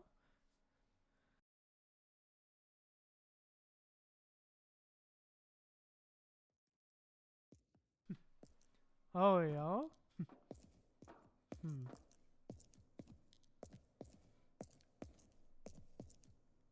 What's going on?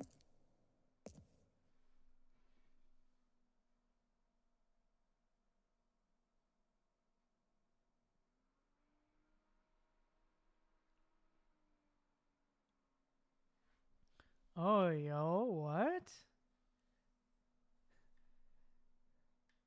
Is this like a flashback or something? What? Yo. Contact. What? Sneak attack. Oh, shit. Oh, yo?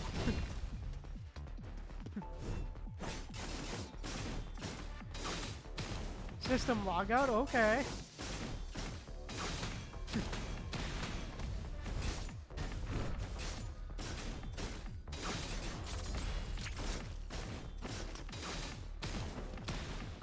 Oh, legit fighting myself. Okay. Yo, this is crazy.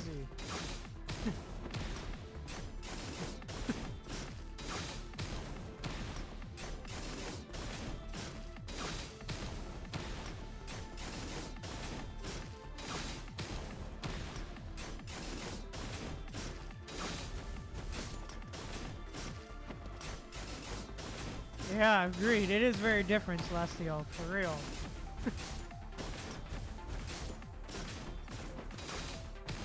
Holy hell. God damn.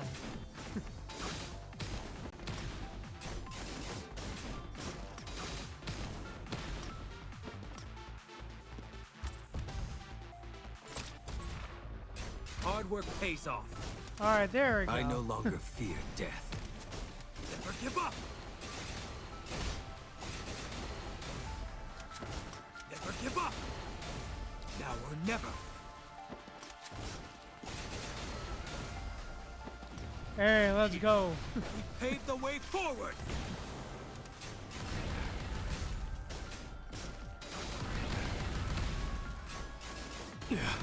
Don't worry about me.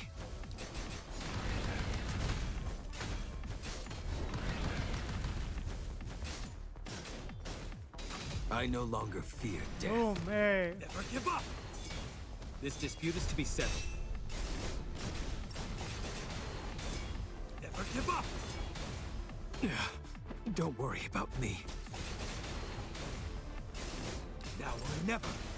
Never give up! Hard work pays off. Hey, let's go. Here.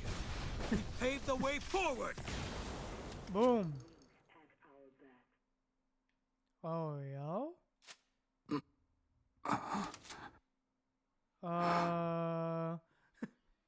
His mind is reacting. Keep it going. Enhance the connection. Hey! How are you holding up? It's not working. This is taking too long. Let's disconnect for now.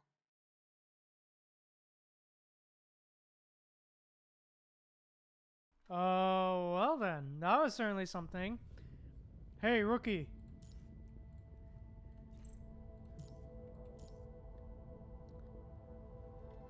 Yeah, it seems like it, Celestial. Even in complete darkness, now, Watanabe can see the worlds around him shaking violently. Finding himself once again in touch with reality, he feels a burning pain. He never knew that injuries sustained in simulation could hurt so much coming back to the real world. But he recalls that he was hurt worse than just his face. Wait a second, what are you trying to do? Whoever that's speaking now sounds shocked. Watanabe recognizes his voice. I'm going to give it another try since I figured I didn't go hard enough just now. I'm going to get the medic now. Don't hurt him any more than you have before the doctor gets here. What's that supposed to mean? Oh? Hey, glad you're awake. Right then, Watanabe sees the instructor's big face, muscular arms, and a half-raised hand. What are you doing? I was trying to wake you up since you were out cold. Well, this is kind of an old method if you ask me. Is that why I'm feeling this burning pain in my face? At least it worked wonders. By the way, kid, you fight well. I'll give you that, but you need to work on your willpower. I see you can't stand the sight of blood. I didn't say a thing when I got hit, but you passed out just like that, son. I passed out, but I remember being the last one standing. Ugh. Watanabe feels as though he's been whacked in the head by a sledgehammer. Erasing what little was left of his vague memories. He recalls that he did indeed pass out at the sight of blood.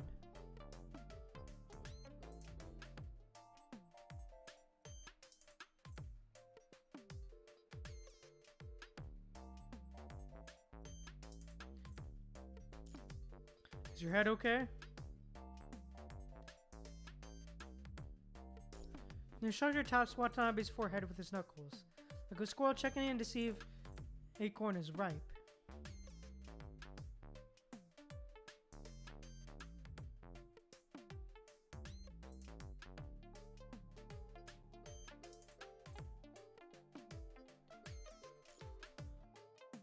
I'm fine. So what do we make of this match?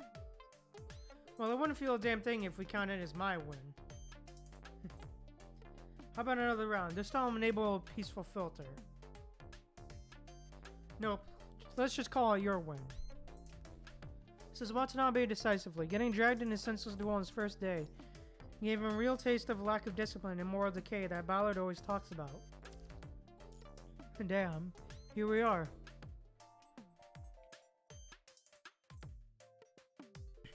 After riding through bumpy roads for hours on end, Watanabe steps off their off-road vehicle transporting new recruits. So this is where it all begins. Calling his resolution, the promise to his father, and the belief he set out to find. All worked up, Watanabe is feeling as unsettled as swirling dust around him. You're Watanabe, right? However, his ambitious thoughts are soon interrupted by an arm wrapping around him from behind. Come on, let me take you to the simulation pods. Let's go. Who the hell are you? I'm in charge of this training camp, so you better behave yourself real well, son. Watanabe tries to break free, but finds himself unable to break out of the grapple he's been locked in, having no choice but allow himself to be dragged into the simulation pod room.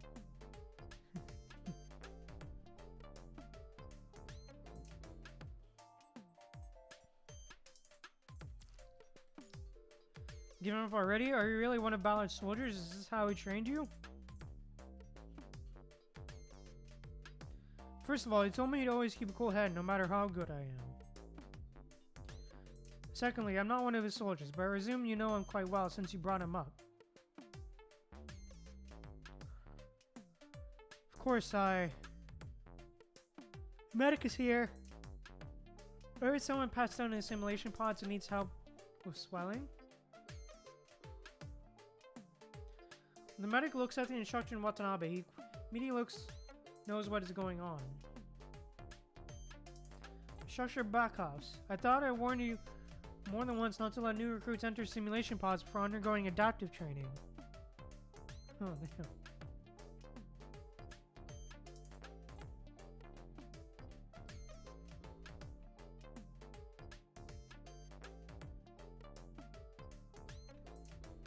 Oh.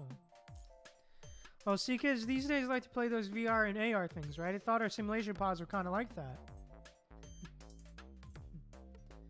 This boy should have gotten used to it by now. Fine, it won't happen again. Seeing the medic's increasingly grim face, the muscular man quickly changes his tone. Forget it. What's the rookie's name? Let's register him first. Watanabe. Watanabe?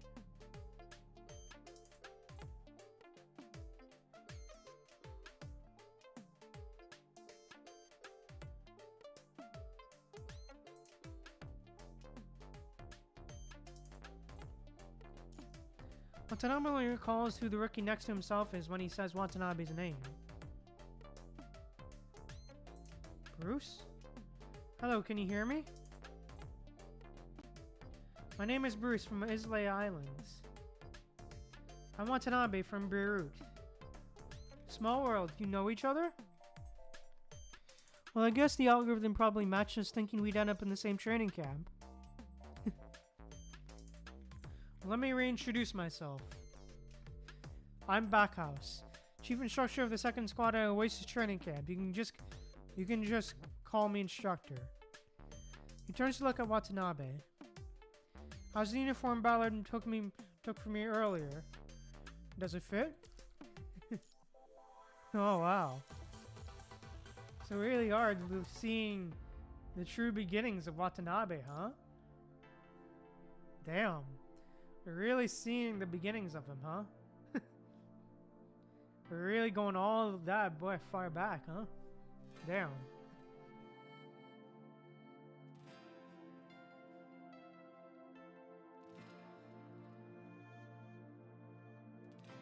Yeah, for real, Celestial.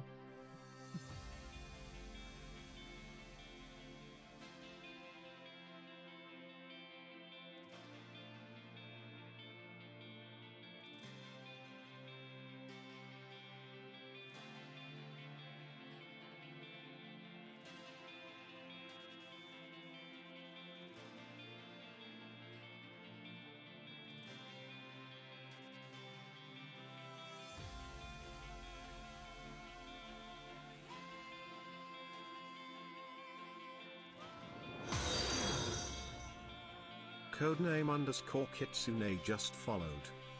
Thank you so much for the follow, Codename Kitsune. Thank you so much. Thank you.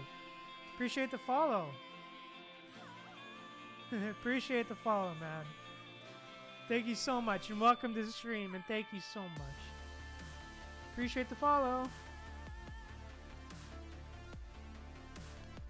Ah, this is so good. Hi, Codename Kitsune. Welcome to chat. Welcome. How are you today? Hope you're doing well. And yeah, welcome again to the chat.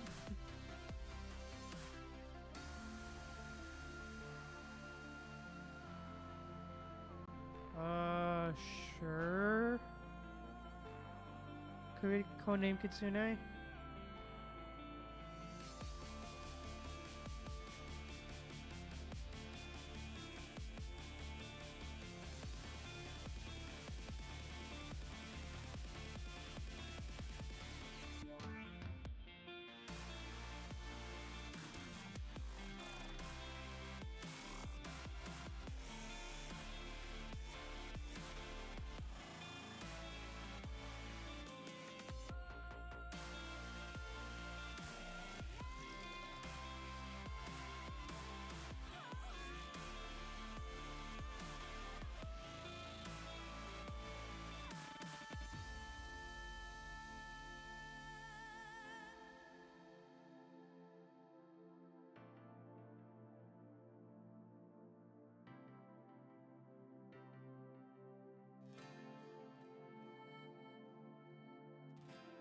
Oh yeah, sure.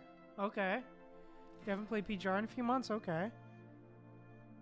The Harmony system. Yeah. I believe that's with 4 weapons, I believe. Let me just quickly look that up.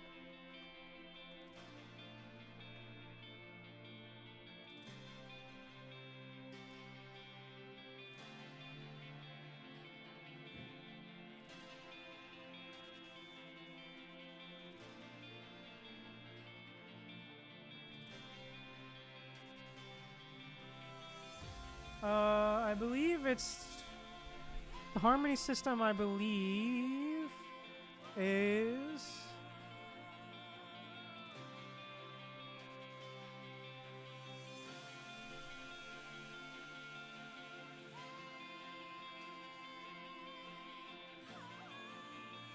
oh, okay. Oh, right. So the harmony system basically provides additional effects to your weapons, basically. Is the best way I can put it. Is the most concise way to put it. Codename Kitsune. And you basically use memories to do so. And a new material. And it can only be used on 6-star weapons. And 6-star memories can only be used. It basically gives like additional effects on top of the current effects of the weapon. Is what it basically is. That's what the harmony system basically is.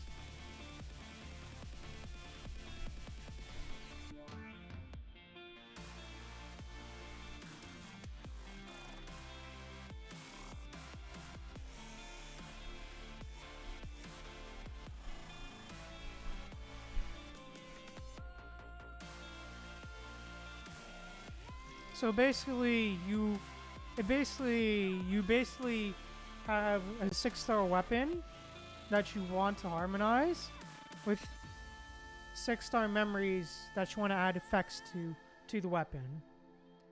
Like, let me provide an example.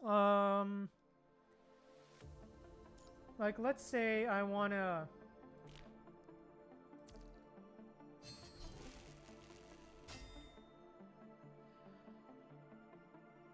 Yeah, pretty much. It basically, yeah. So what it basically does is, as you can see, what it basically does is that right here, you can choose whichever memory that you have. Like, for example, let's say Tifa, right?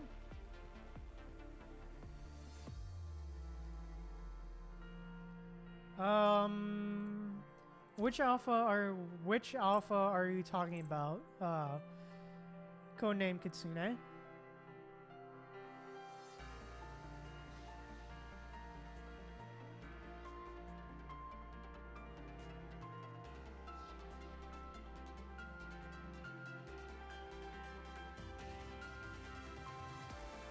The important one? Do you mean this one? Do you mean this alpha, or?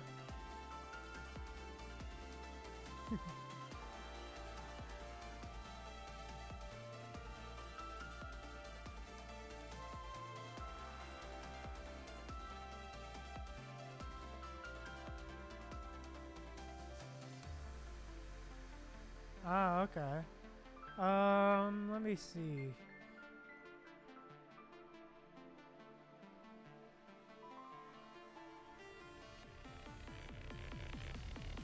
I believe.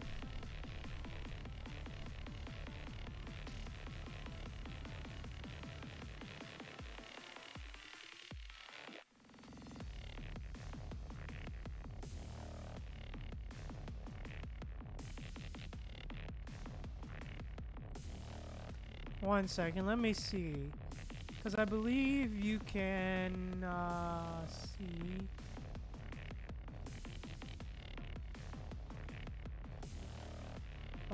Sorry, just looking for it because I don't remember at the top of my head.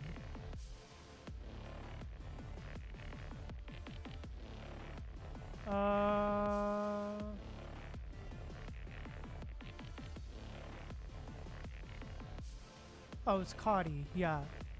Okay. I can understand. So for Alpha Crimson Weave here, the harmony would be Cody. Which would be... harmony for this one would be Kadi, which in this case would be... Where is Kadi? This one. For Alpha, it would be this one. This would be the one you want to have as harmony.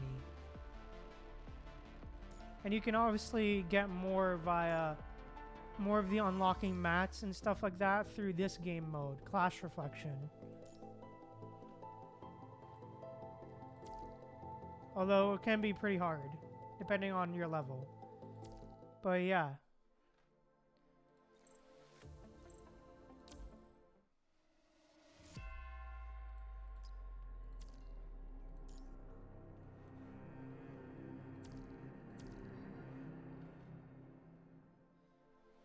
Kadi is about...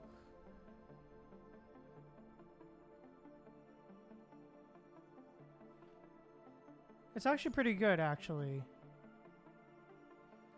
Because Kadi's effect is extra damage boost.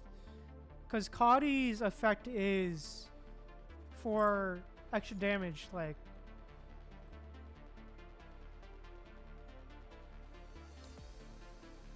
It's for energy. It's not... Yeah. But it makes it faster, because you want to, like... Because, like, in game modes, sometimes, like, Pancage, you want to do it as... You want to do your ults and your rotation as fast as possible. And it really provides damage boost. Codename Kitsune. But yeah, because, like, ideally you want to do it, like, as quick as possible. Yes. Yes, it does.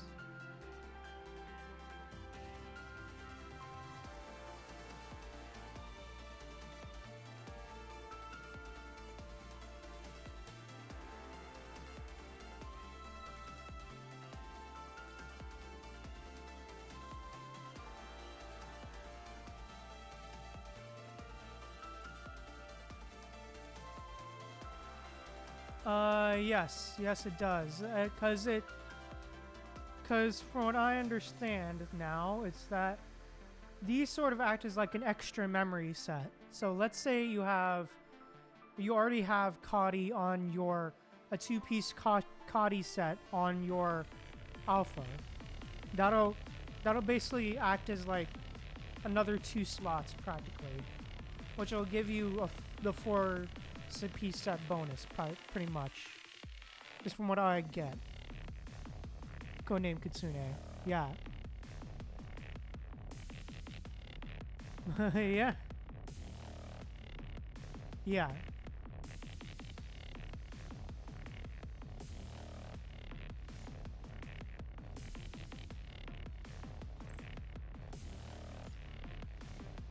Well, yeah. Hope that was helpful to you, and thank you so much. I appreciate you dropping in and asking questions. I appreciate it. So thank you.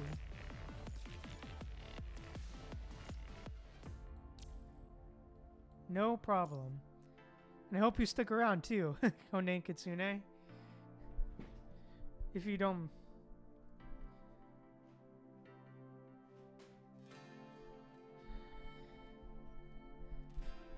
But yeah, thank you so much for the question.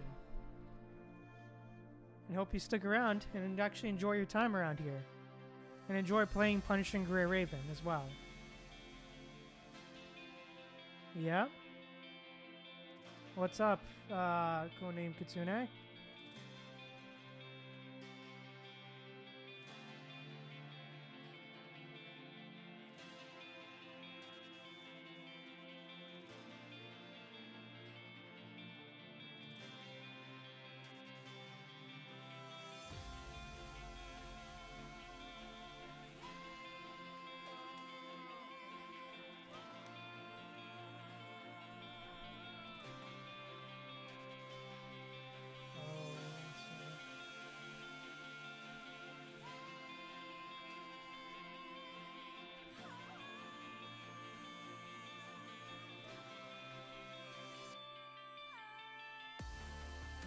Oh yeah,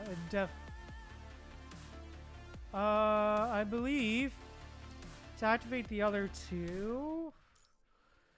Which one was it?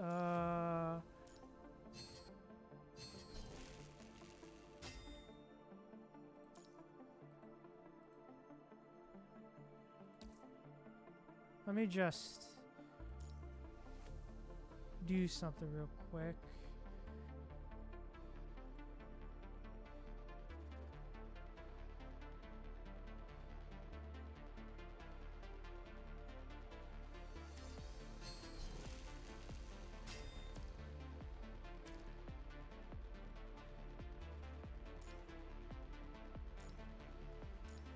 I believe you would have to bind a memory and then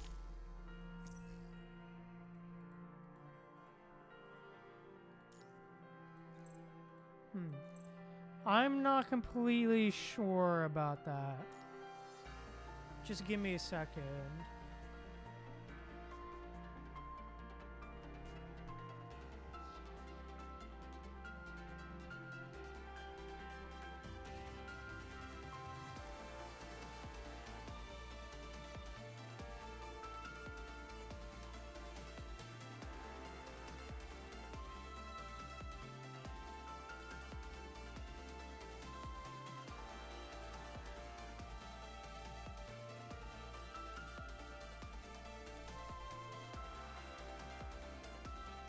Just give me a quick second.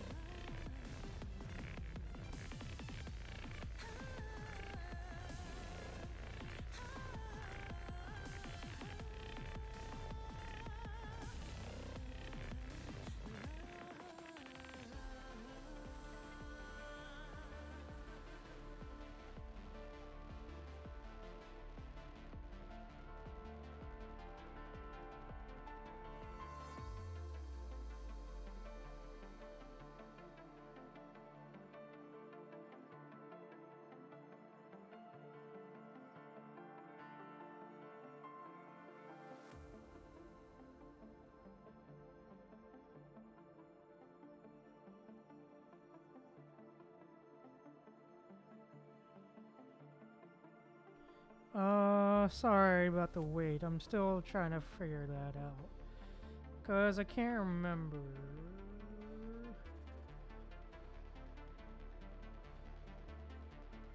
Okay, I'll be honest. I'm not sure.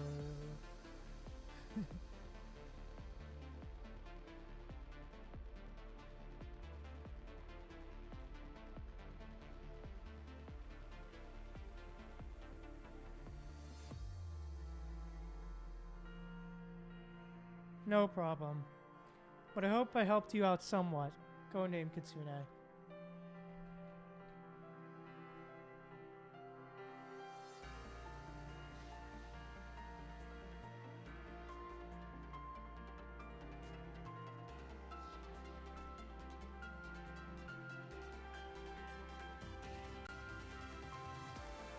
No problem.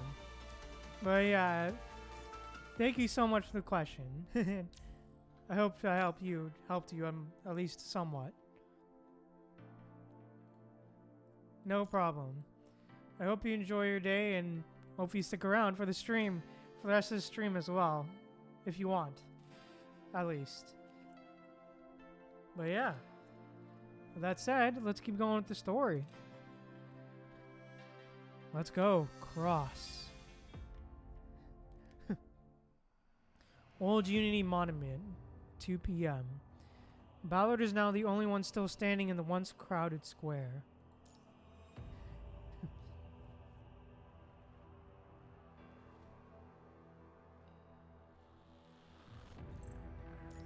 Alright. Having listened to Watanabe's eulogy and Ballard's awakening declaration, the soldiers returned to their posts, waiting for the signal fire to burn.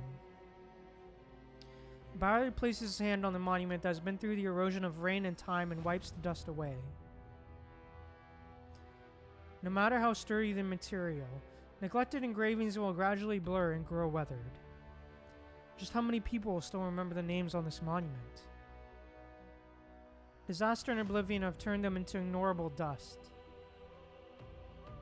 It won't be long now.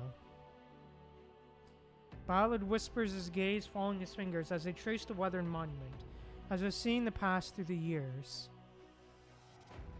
His gaze finally stops at the base of the monument, where a short inscription has once been, now rusted beyond recognition. World. It won't be long before those deserters face the consequences they deserve. No shit. You want me to step down now?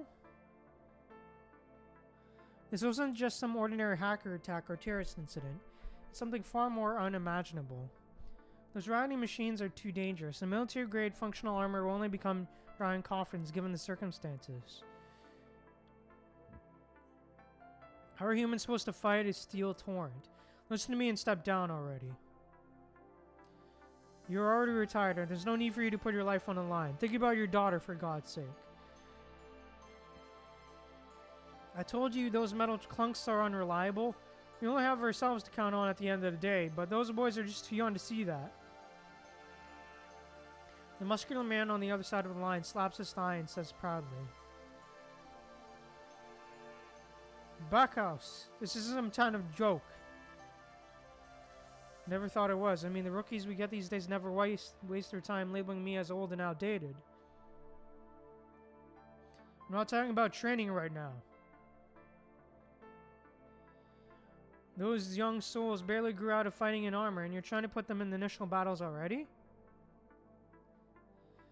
Backhouse's smile fades as he touches the white stubble that's starting to show from lack of grooming.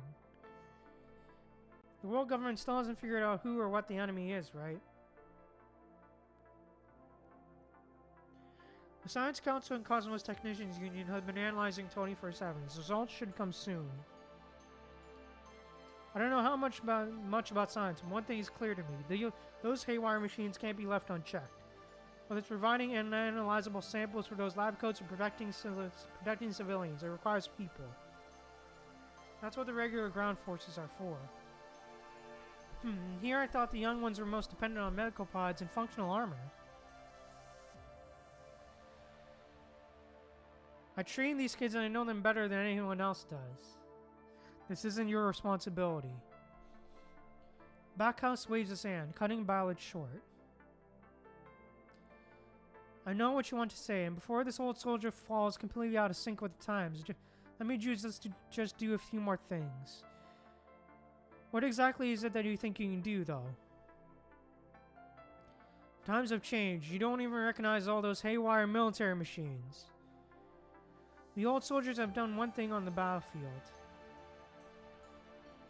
buying time and space for those who come after us. You're right, we're almost out of sync with the times, which is why it should be us who go at a time like this. Damn. The future belongs to the young, and as veterans, we have to buy time for the new recruits to grow. And you've never seen veterans hide behind rookies, have you? Ballard is about to say something when a new message stops him short. I gotta go meet up with some of the longtime comrades. Ciao. Oh, and here's one thing before I go. The kid you sent over is indeed promising. I lost the bet this time. But you probably won't get a chance to take my cigars. I was hoping to see you embarrassed. What a shame that you don't have your video on. Backhouse, backhouse.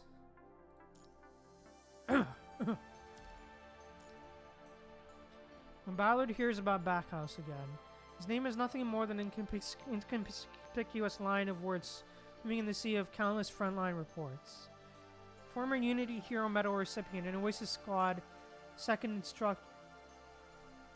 Squad instructor, Backhouse passed in the North Plains defense battle. Damn. Oh, damn. Instructor. So, what's happening now? We printed new flyers and are distributing them to camps in all districts. We should be able to see how that goes within a week. There's still many who can't believe that boss is dead. Calls to avoid direct conflict with Babylonia have decreased significantly compared to 6 months ago, but haven't completely disappeared. Many of them are veterans who have been around boss for a long time, and their influence shouldn't be overlooked. Oh shit. We won't give up searching for Watanabe, but sometimes we do have to prepare ourselves to the worst case scenario. Protect what you can see first, and consider what lies beyond. This is a Forsaken's promise to everyone, and I believe Watanabe would have done the same had he been in my shoes. So, what should we do next? Continue with the plan. Our morale is at an all-time low now, and I wouldn't put it past our enemy to take advantage of the situation and manipulate public opinion against us. Notify all units to be careful around those spreading doubt and undermining our morale. Oh, roger that. Oh, damn, that ain't good. That is not good at all, man. Damn. You're really preparing for war, huh? And what do we do with the loyalists? I'll personally talk to them. It's normal to have differing opinions, and sometimes it's best to address things directly. However, an army can only follow one command strategy. Ballard descends the stairs. The clouds have grown thicker, apparently threatening to block the sunlight forever. Oh, damn. The sun is brutal. I can't take it. With the air distorted by heat waves, a squad of fully armed soldiers trudges through the 70 degree sand. It's so hot I can barely breathe. Physically, Albert with his green hair is the worst in the group, lagging behind and barely keeping up. Hang in there, help lighten your load. Bruce from Islay Islands, known for his good heart and knack for boosting morale, never hesitates to help and lend a helping hand. Even when his own clothes are soaked with sweat to the point of forming white salt stains. Bruce, don't push it. You don't want to pass out in the cold desert. The sand can burn you to the bone faster than you can scream. Coates, also from Islay Islands, seems to have known Bruce since childhood, always telling him not to overexert himself. 3 kilometers left. Garza, okay. The last to speak is Garza, a quiet man. Over the past few days, Watanabe learned that Garza loved mint tea, a specialty of his hometown. Oh, shit. Albert! I can't do this anymore. Oh, shit. Hiss. Jesus, can't you be a little more gentle here, Bruce?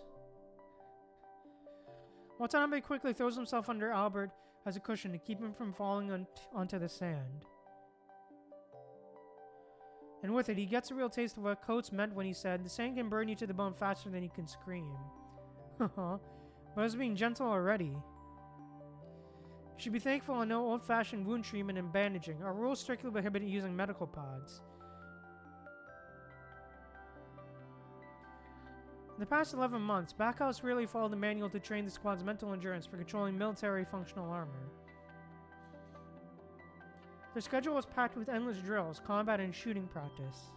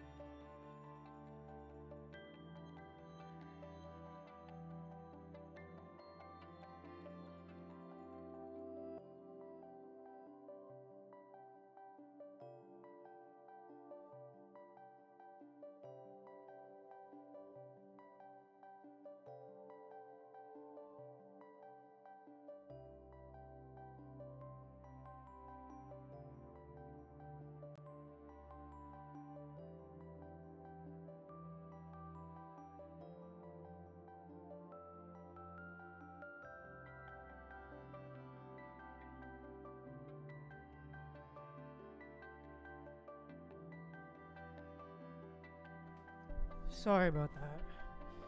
God, sorry about that. I'm back. Man, Backhouse really needs help.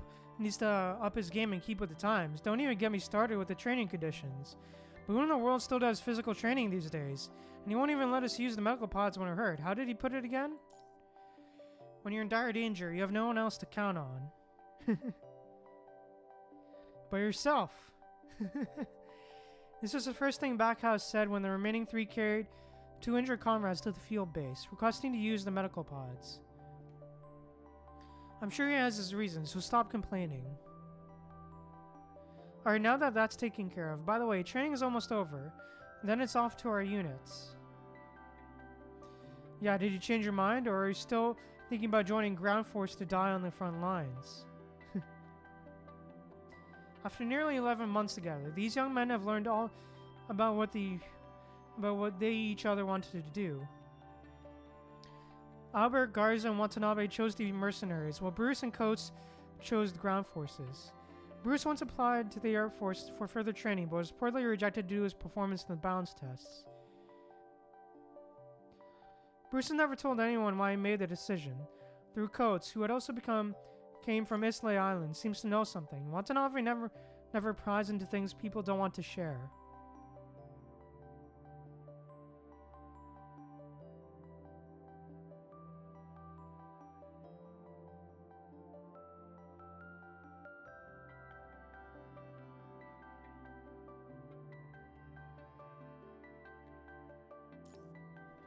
Going to the front lines isn't about dying, it's about preventing more deaths. Enough about me, what about you? Oh, damn. I'm going to be a mercenary once training ends. We'll probably end up as a bodyguard for some rich people. His voice is tinged with self-mockery. Being wealthy and free, huh? Exactly, money and survival, that's what humans live for. And here I thought it was because you couldn't stand the sight of too much blood. Don't you get sick when you do? Just as Bruce has his undisclosed reasons, Watanabe also keeps his own secrets. Are you too kind or are you just a chicken? Yeah, for real. For real, Fuzzy. Agreed.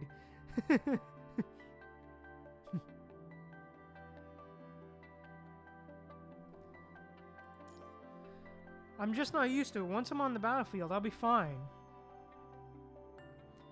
During a time as peaceful as this, Watanabe can't seem to find the answers he seeks. I'll look forward to that day then.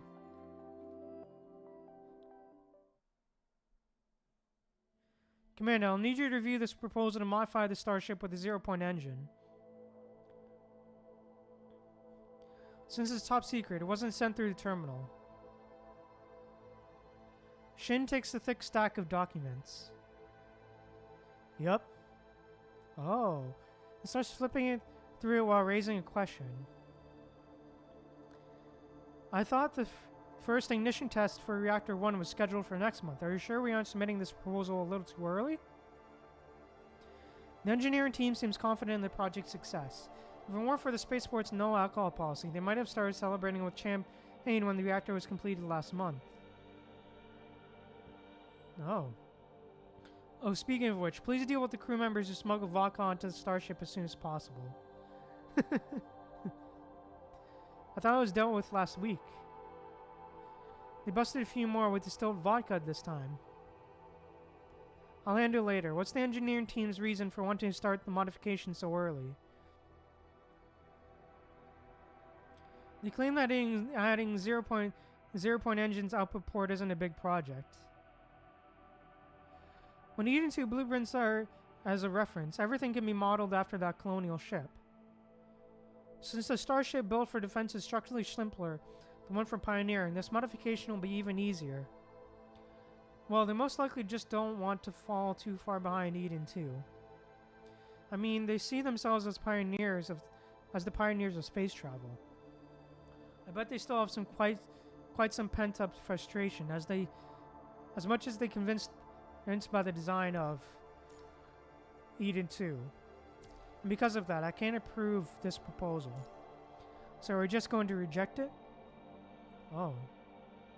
However, considering that the Starship fleet will be responsible for guarding Eden 2, I'll present this modification plan at the next general meeting. They'll be happy to hear this news.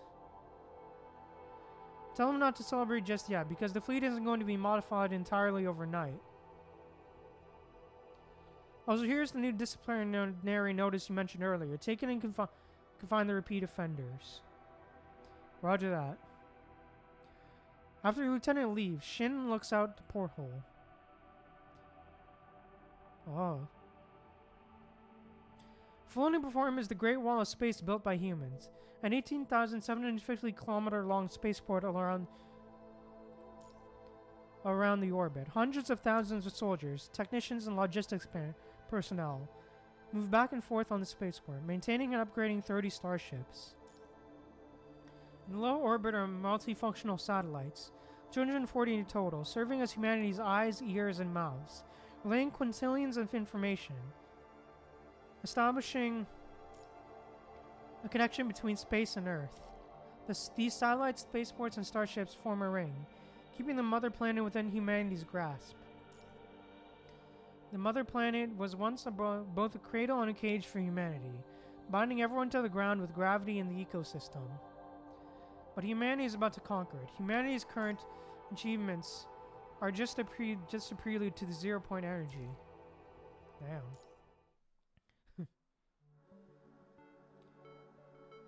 International Space Station. Hey, what you looking at, tall guy? Oh? Whoa, what the hell was that emote? Yeah, that's a lot, for real, Celestial. Bro, what is that? A drone. Oh, a drone, huh? The tall, fully armored soldier is taken by surprise when spoken to. Jada can't see the soldier's face under his helmet, but the drone by his side faithfully displays his reaction. Oops, sorry, didn't mean to scare you. The researcher is at the space station already used to how quiet he is, relying on his drone to communicate. After years of working together, the researchers already know him so well that they understand what he means with a single face expression. Aw, the emotes. Aw, the emotes. You really gotta stop facing out. You've been in deep trouble if it were the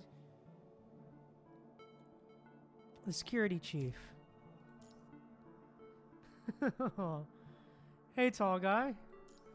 I see it's your turn to guard this place again today. The passing researcher gives him a high five. Aww. Technically, the International Space Station doesn't need security personnel, which is why the entire security department consists of only 3 people. Okay. Besides security, they also handle sanitation, transportation, and other miscellaneous tasks.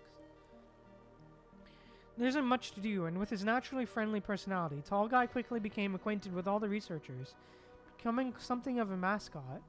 Aww. Seemed like this to like this spot by the porthole. Is it because you can see the spaceport? Wait. Do you find the space station too boring and want to apply to be a Starship crew member? Alright, stop teasing him. Tall Guy. We're heading to the lab. We should have lunch together. After the two leave, the unnamed soldier looks out the porthole again. He isn't actually looking at the starships or the spaceport, but at space itself. Oh. The girl who once described spacewalking to him had said this. It's like floating in water, but without the omnipresent pressure squeezing your body and organs. Carefree, unrestrained. He wonders what that really feels like and whether you get a chance to experience it. Aww.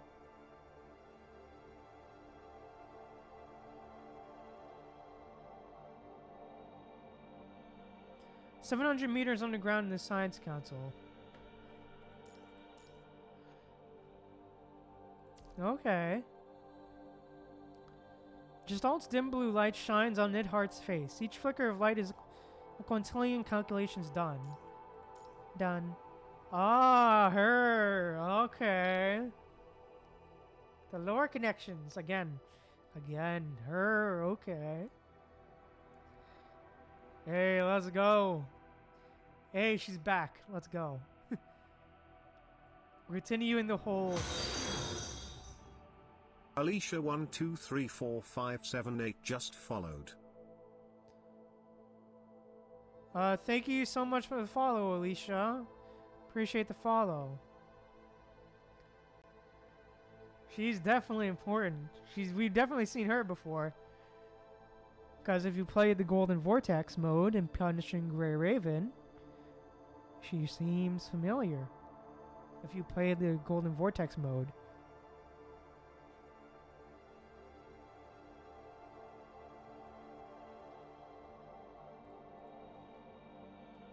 Hola. Alicia. With the last character entered, Gestalt completes another self-check. Let's see, half an hour ago. Think I'll just rest here for a while. Ah. Alicia. Leaning against the nearby cable, Nidhart looks up at this brain of the Golden Age. This massive quantum computer integrates almost all of humanity's knowledge and information. From starship blueprints to solutions from the chicken and rabbit puzzle, all of human civilization's wisdom is stored in one place. Supported by its immense computing power, the operations of the Golden Age society became orderly. From the construction of the zero-point reactors to birthday greetings for citizens, Gestalt can be seen supporting all social operational mechanisms, which is why people also call it a miracle of humanity. And now, with its powerful computing power, Project Zero Point Energy is about to leap from paper to reality. Its title would soon become humanity's first miracle. The researchers, however, didn't think that Gestalt would hold this title permanently because they're sure that new miracles are down the road when humanity enters a new interstellar domain. Better check it again. Nidhart turns off the alarm she set and stands up again. Okay. The dim blue light flashes once more, illuminating the deep well entirely. Okay. 20 days until the punching virus outbreak. Oh, damn. Yo. Wow, okay then. The days are definitely counting down, man. They're definitely starting to count down. Getting closer and closer, huh?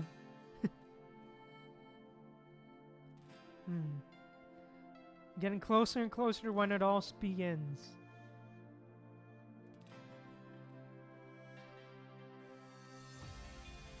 When it all starts. When it all starts and when it all begins. Alright. Let's keep going. Before the outbreak. Yeah, for real, Celestial, agreed. It kinda is like a history lesson, for real.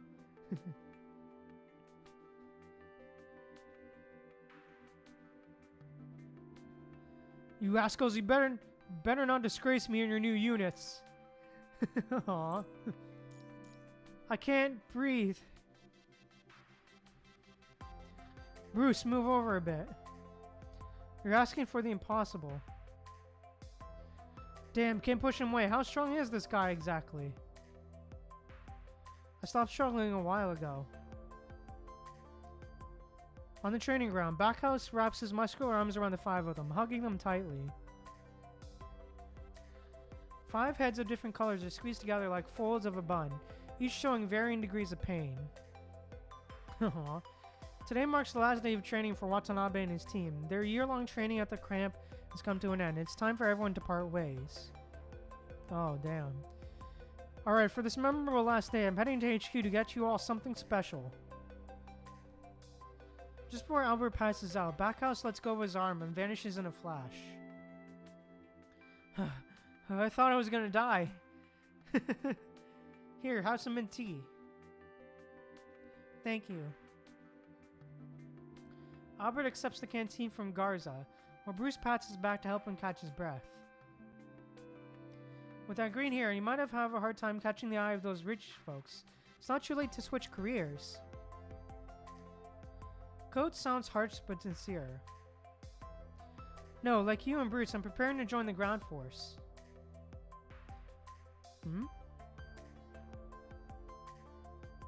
The regular army is 100 times tougher than the mercenaries, plus there's an elimination process.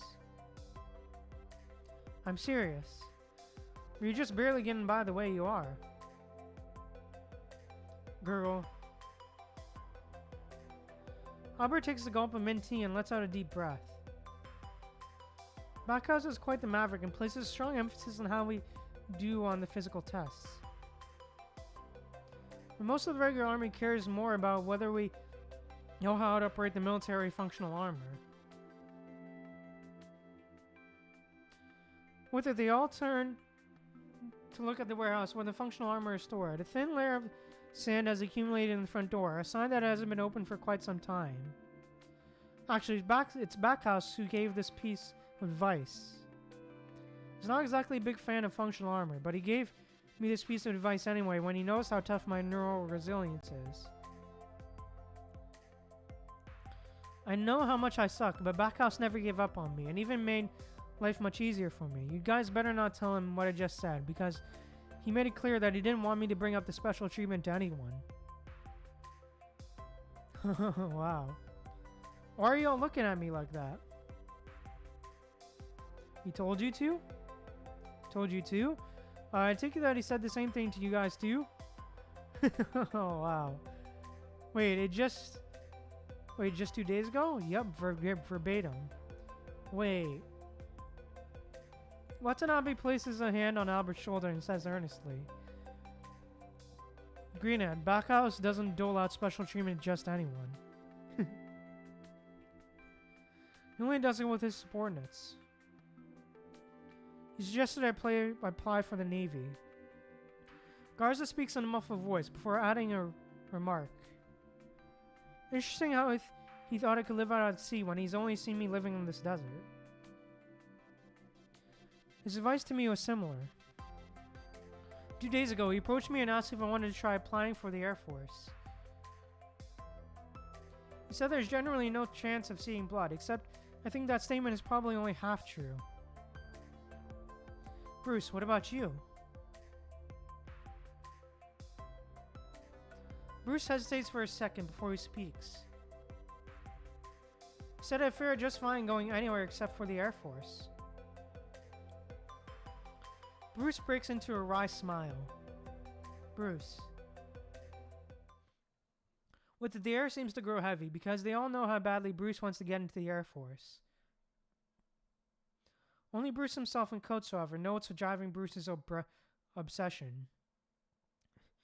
A piece of advice is nothing more than a piece of advice, though. Nobody says you need to do as told. You have to walk your own path. What Backhouse says makes a lot of sense, though. I'll give it some serious thought. I'll go pack my things first. After Bruce leaves, the remaining three turn to look at Coates. Don't look at me like that. There's still some things I can't explain. Ask Bruce yourselves if you're that curious.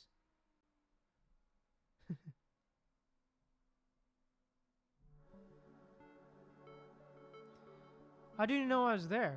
I was here. Hearing footsteps behind him, Bruce asked without turning around. There aren't many places around here for sightseeing, so it wasn't hard to find you. Aw. Oh, and Coach saw you heading this way, of course. I see you picked up the Backhouse's sense of humor there. Oh, he's not back yet and can't hear, so did you find it funny? The fact that you tried to tell a joke is more amusing. Then won't tell any more jokes going forward. Watanabe sits down next to Bruce and hands him another canteen. Here, Garza's mint tea. I'll have to thank him when we get back. Bruce opens the canteen and the rising steam carries the fresh scent of mint into the night sky. You're welcome. Aw. Garza told me to say that because he knew you'd thank him. Guess I did ruin the fun for you guys back there, huh? Bruce smiles self-deprecatingly. Yeah, Green Ant thinks it's all because he started and feels too guilty to come find you. I really tried to talk him out of it. So Watanabe, why did you come here? Bruce sits down the canteen and looks up at the sky. I'm just here to give you the tea. Whether I stay or not is up to you. Now let me tell you a story. I have this friend who...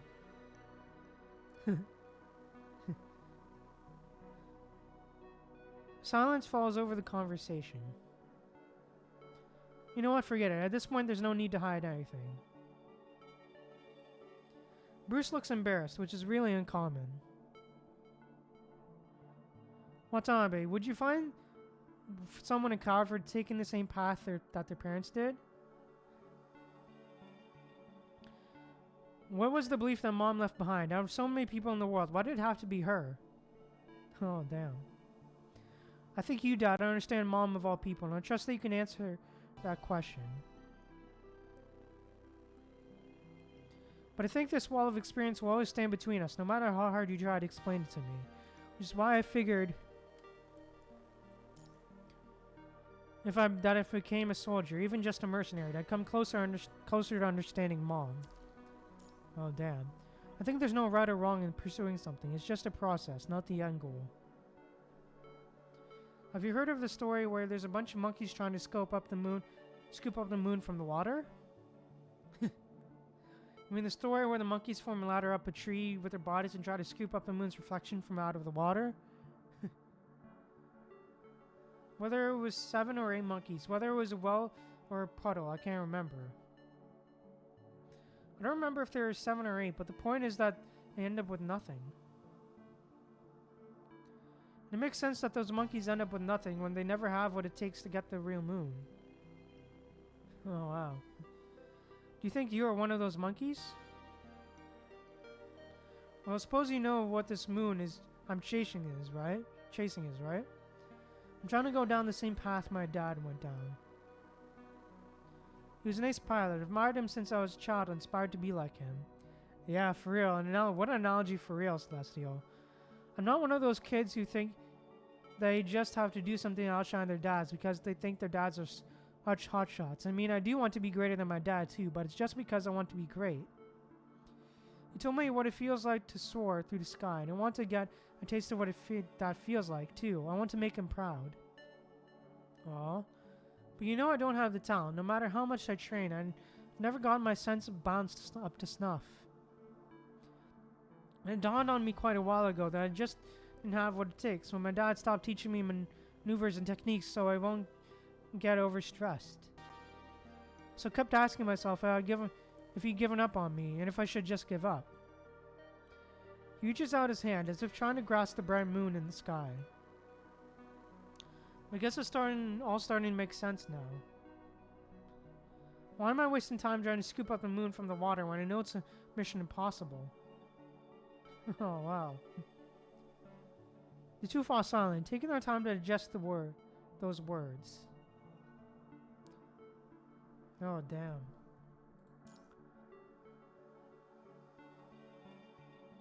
They might have come from different backgrounds, but right at this moment, they find themselves in such similar circumstances. One of them tries to go down the same path as his father did, knowing full well that he doesn't have the talent it takes.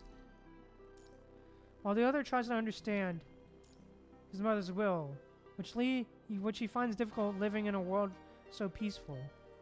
Oh, damn. Could it be that Bruce is right for thinking that they're going nowhere? Even if you were resolved to move past your wounds, never forget they existed, that you're going to do this to move toward the future.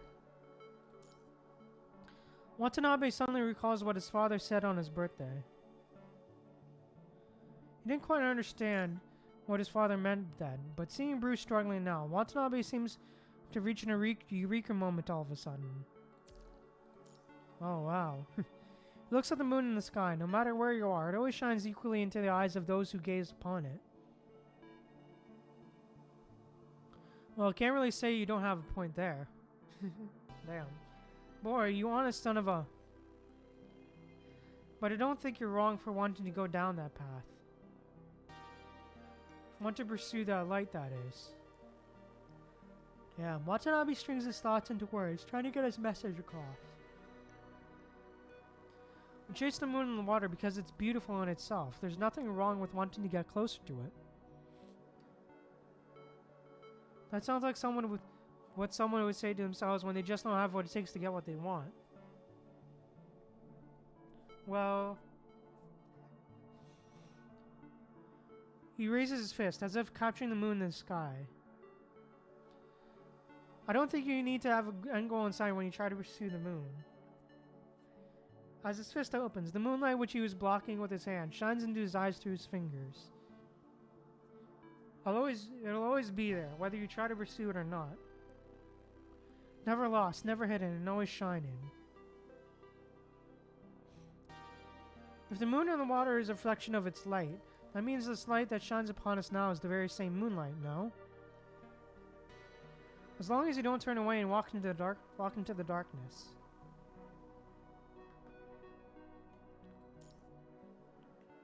Then no matter what we do, we'll always be in its light. Oh, wow. Damn. Watanabe finally sees that his mother has left behind more than just epitaphs and deeds. The cemetery where she rests in peace. Her steadfast belief echoes through. And when Watanabe overcame his fears and chose to join the military, that belief was passed down. He now sees that he doesn't need to be in his mother's shoes to understand her, nor does he need to arrive at the same end she did, so long as he keeps his head straight and keeps heading down the same path. You're only saying these things because you owned up to the failure that you were. It's just hard to let something go when you become too invested in it. I need to learn from you as far as that goes. He closes his eyes and remains silent for a moment, struggling internally. But I'll give it a try. I'll start by talking to my father again. Thank you, Watanabe. I was gonna say the same. They exchange glances and raise their canteens. Cheers! Ugh.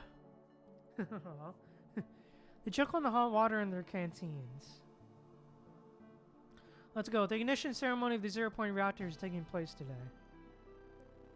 Oh, I don't really know what it's all about, but people have all gathered around the big screen. Let's go and join the fun. Hey, let's go. 30 seconds until ignition of 0-point reactor 1.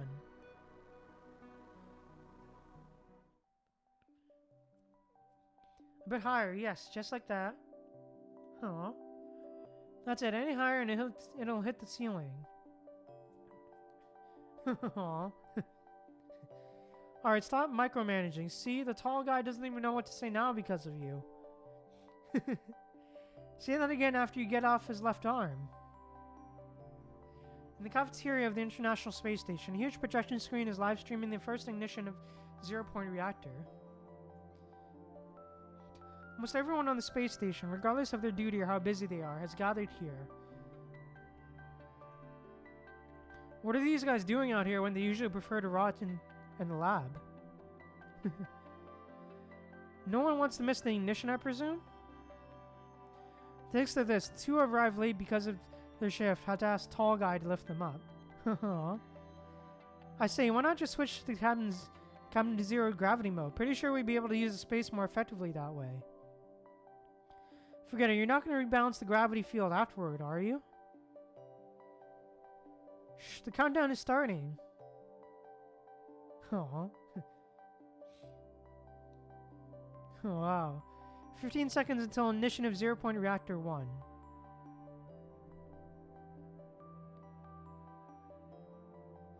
This is Spotted Deer. Area A2 is all clear. Area B2, all clear. One stealth drone shot down in Area C1. Anomalies all cleared. A total of 26 monitoring zones completely cover the area within 2 kilometers of Reactor 1. The Security Intelligence Bureau has deployed half of its elite forces to ensure the ignition is free from interference. Jesus. Can't speak. Continuous reports stream into the command vehicle through the communication channels as the newly appointed director of the Security Intelligence Bureau personally oversees the operation. Stay sharp and keep an eye out for the surroundings, especially the areas covered in vegetation. We don't want to let anyone in who's trying to wreak havoc here. Oh shit. 10 seconds until ignition of 0-point reactor 1. Oh. I thought you'd be in the front rows for something like this. I was going to, except my secretary couldn't handle all the paperwork. This will surely be one of those regrets I take to the grave, right? Trillard opens a bottle of red wine. The label is still intact and pours it into 2 goblets. Fancy glass? I didn't know you drank. Well, now you do. Just a day worth celebrating. One glass shouldn't get me drunk, right? Trillard checks the alcohol content again. I even consulted a doctor about this. Don't waste the doctor's time with these silly questions. There's still work tomorrow. Work ain't gonna stop just because I'm celebrating. Damn. Trillard raises his glass. To tomorrow. To tomorrow. The sound of glasses clinking echoes crisply, and the red liquid swirls under the light. Damn.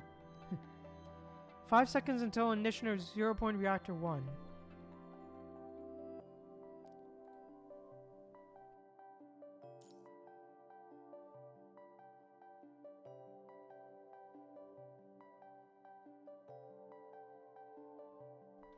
Father, can you hear me? Oh! That's his dad, huh? He's from Watanabe's interlude. Oh, shit. He's from Watanabe Astro's interlude. Oh, yo. That's his dad. Oh, shit. Okay. Whoa. We're really hitting the deep lore with this one.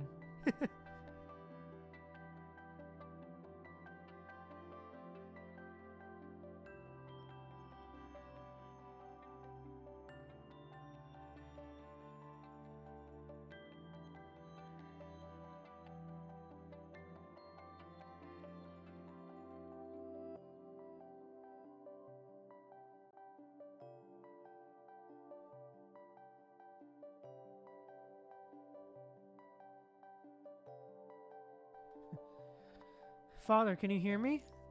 What is it? Oh, Cyril. I have something to... Oh, shit. Yeah, for real. Agreed. Yeah, agreed. They're really showing a lot of lore and bringing back a lot of characters. For real, Celestial. Agreed. Very much agreed on that point. Hey, Bruce? Hey, Bruce! 0 point reactor 1 ignited. Oh, shit. Punishing virus outbreak. Oh, shit. And so it begins. God damn. And so it begins, huh? Damn. And so we begin. And so it starts. Yeah, wow, for sure. Agreed, Celestial. And now it starts for real.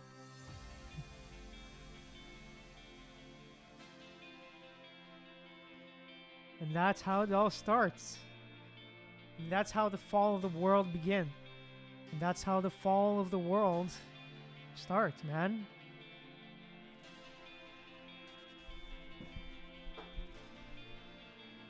And that's how the world falls into chaos. Just wow.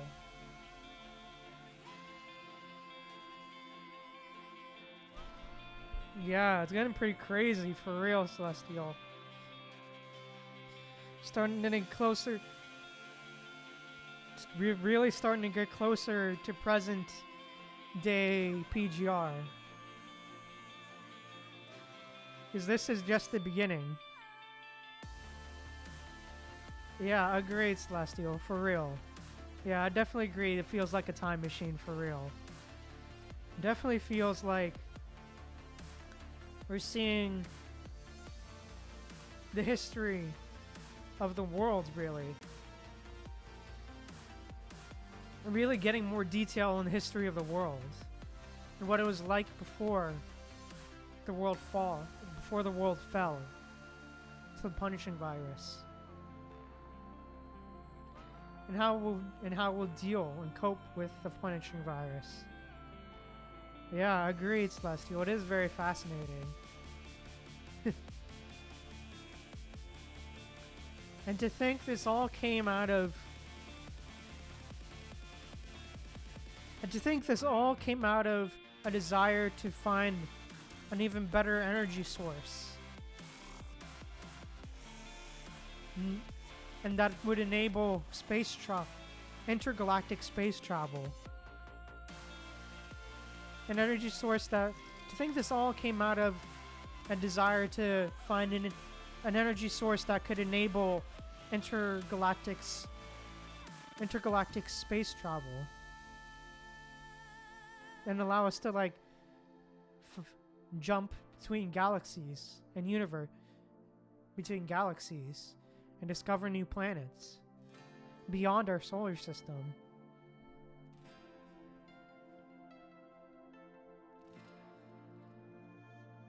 To think it all started from there, with a simple science proposal.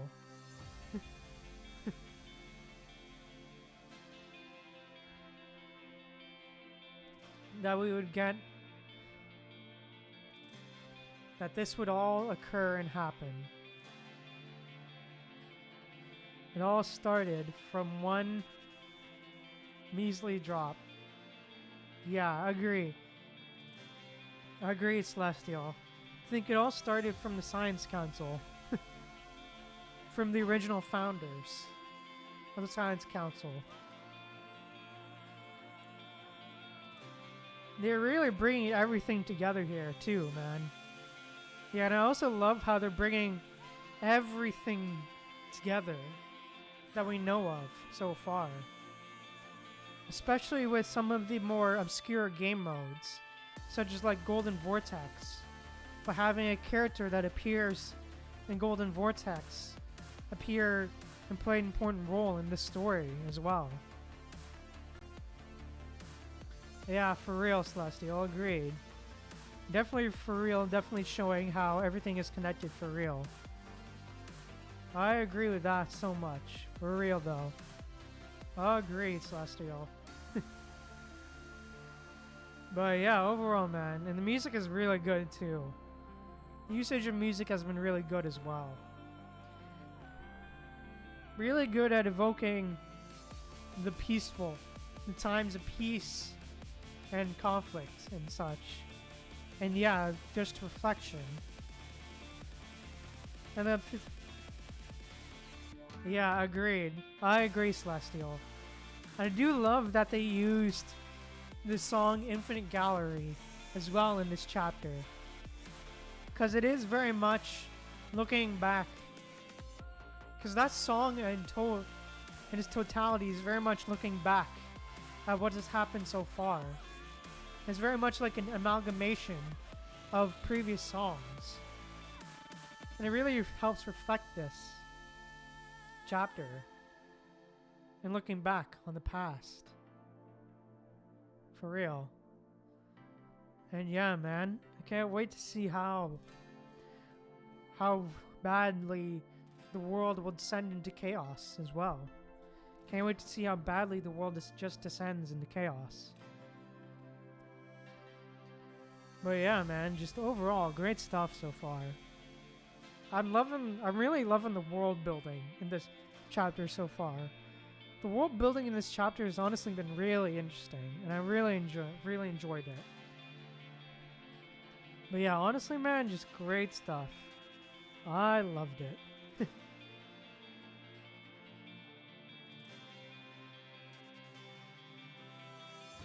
Well, yeah, I also love getting to see how Watanabe has like grown up throughout the beginning as well. Yeah, I'm glad you agree, Celestial. Yeah, definitely good to see how Watanabe has grown up from an angry kid who doesn't understand why his mom chose to die in the line of duty and chose the duty over her family, to finally understanding more and more why his mom made the choice that she did by being soldiers and sacrificing themselves in the line of duty. For real. And man, yeah, I'm glad you agree, Celestial. But yeah, overall, man, just wow, dude, I love it. Just really good, man.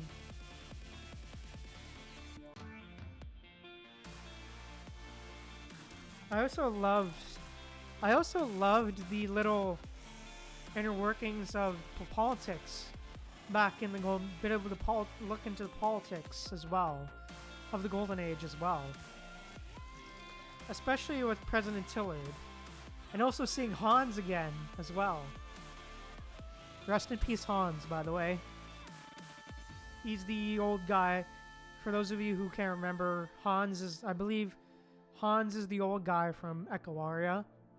Is the old chief commanding guy who basically who has led everyone during Echo Aria and Evernight Beat. He's basically that old commanding guy. It's good seeing him again as well. And seeing what he looked like as younger as well. But yeah, it's been insane to see which characters were old enough to be alive in the age before the pre-pandemic age as well. But yeah, overall, man, just great stuff. I really enjoyed it. But yeah, overall, man, just great stuff. It's good to see how this world became what it was. Yeah, for real. Yeah, agreed, Celestial, agreed. Honestly, agreed, Celestial. In all honesty, kind of feels like it almost kind of feels like it parallels the COVID pandemic the COVID-19 pandemic a little way. It almost parallels the COVID pandemic, where one day it was just like normal, and the next it was just everything just went down and went to shit. Yeah, for real, Celestial. And went to chaos as well. Like one day you're just living peacefully, the next everything just devolves into chaos. Yeah, definitely it was insane, for real, Celestial.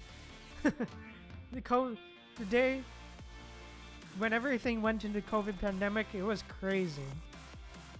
It was definitely crazy, for real.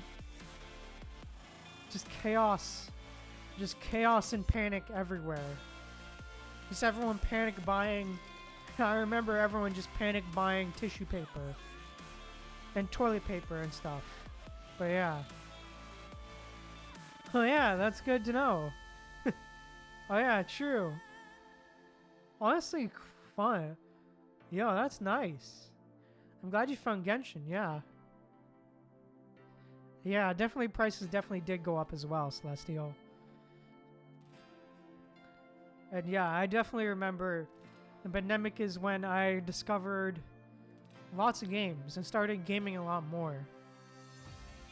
Yeah, for real. People hoarding hand sanitizers for real, Celestial.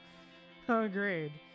Yeah, I remember, having a lot more time to watch anime and then game a lot more.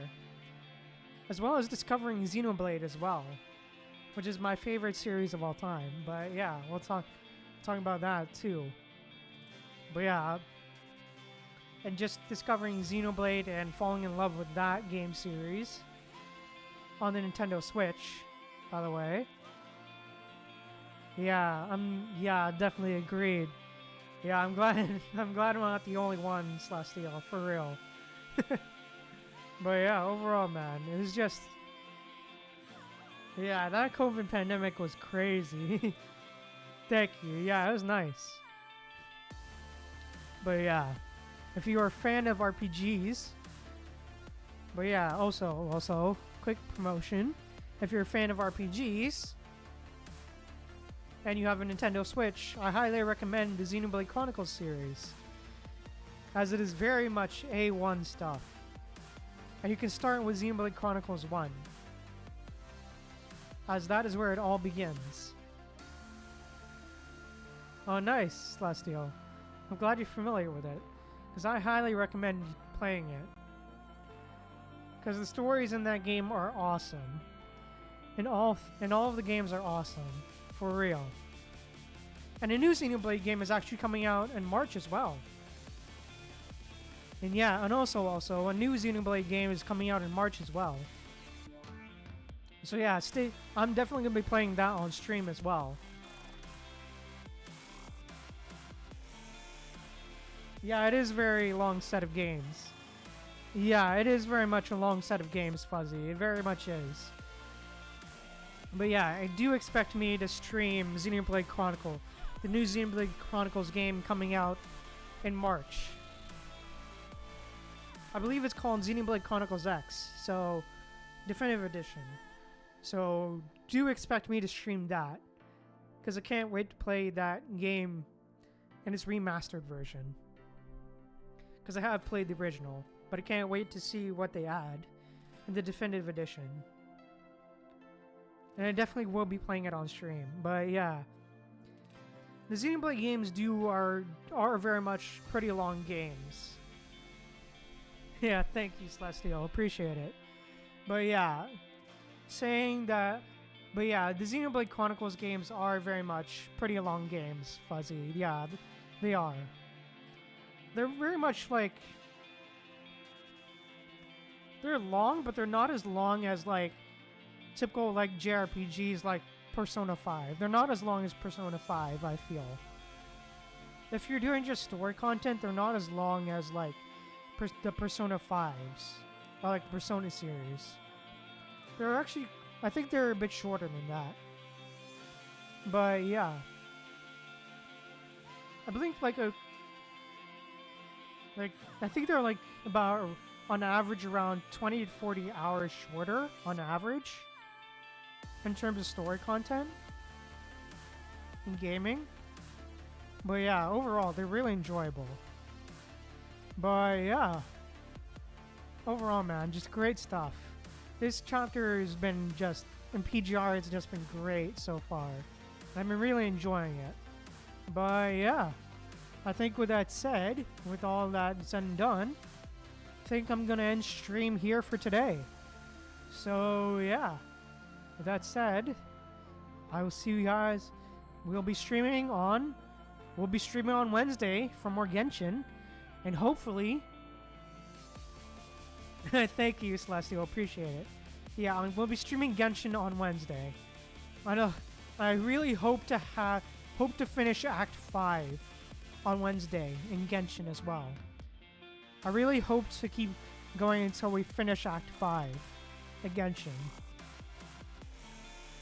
But yeah, I think with that said, thank you guys yeah, Wednesday at 3 p.m. EST.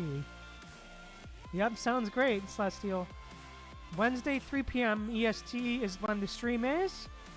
And yeah, thank you guys so much for tuning in. If you enjoyed, please drop a like on the stream. And also, if you want to see more, please subscribe and drop a follow. And also, leave a comment to let me know what you thought of the stream and the game. And what your thoughts are on the game as well. And the story of the game as well. And anything about Punishing Grey Raven as well.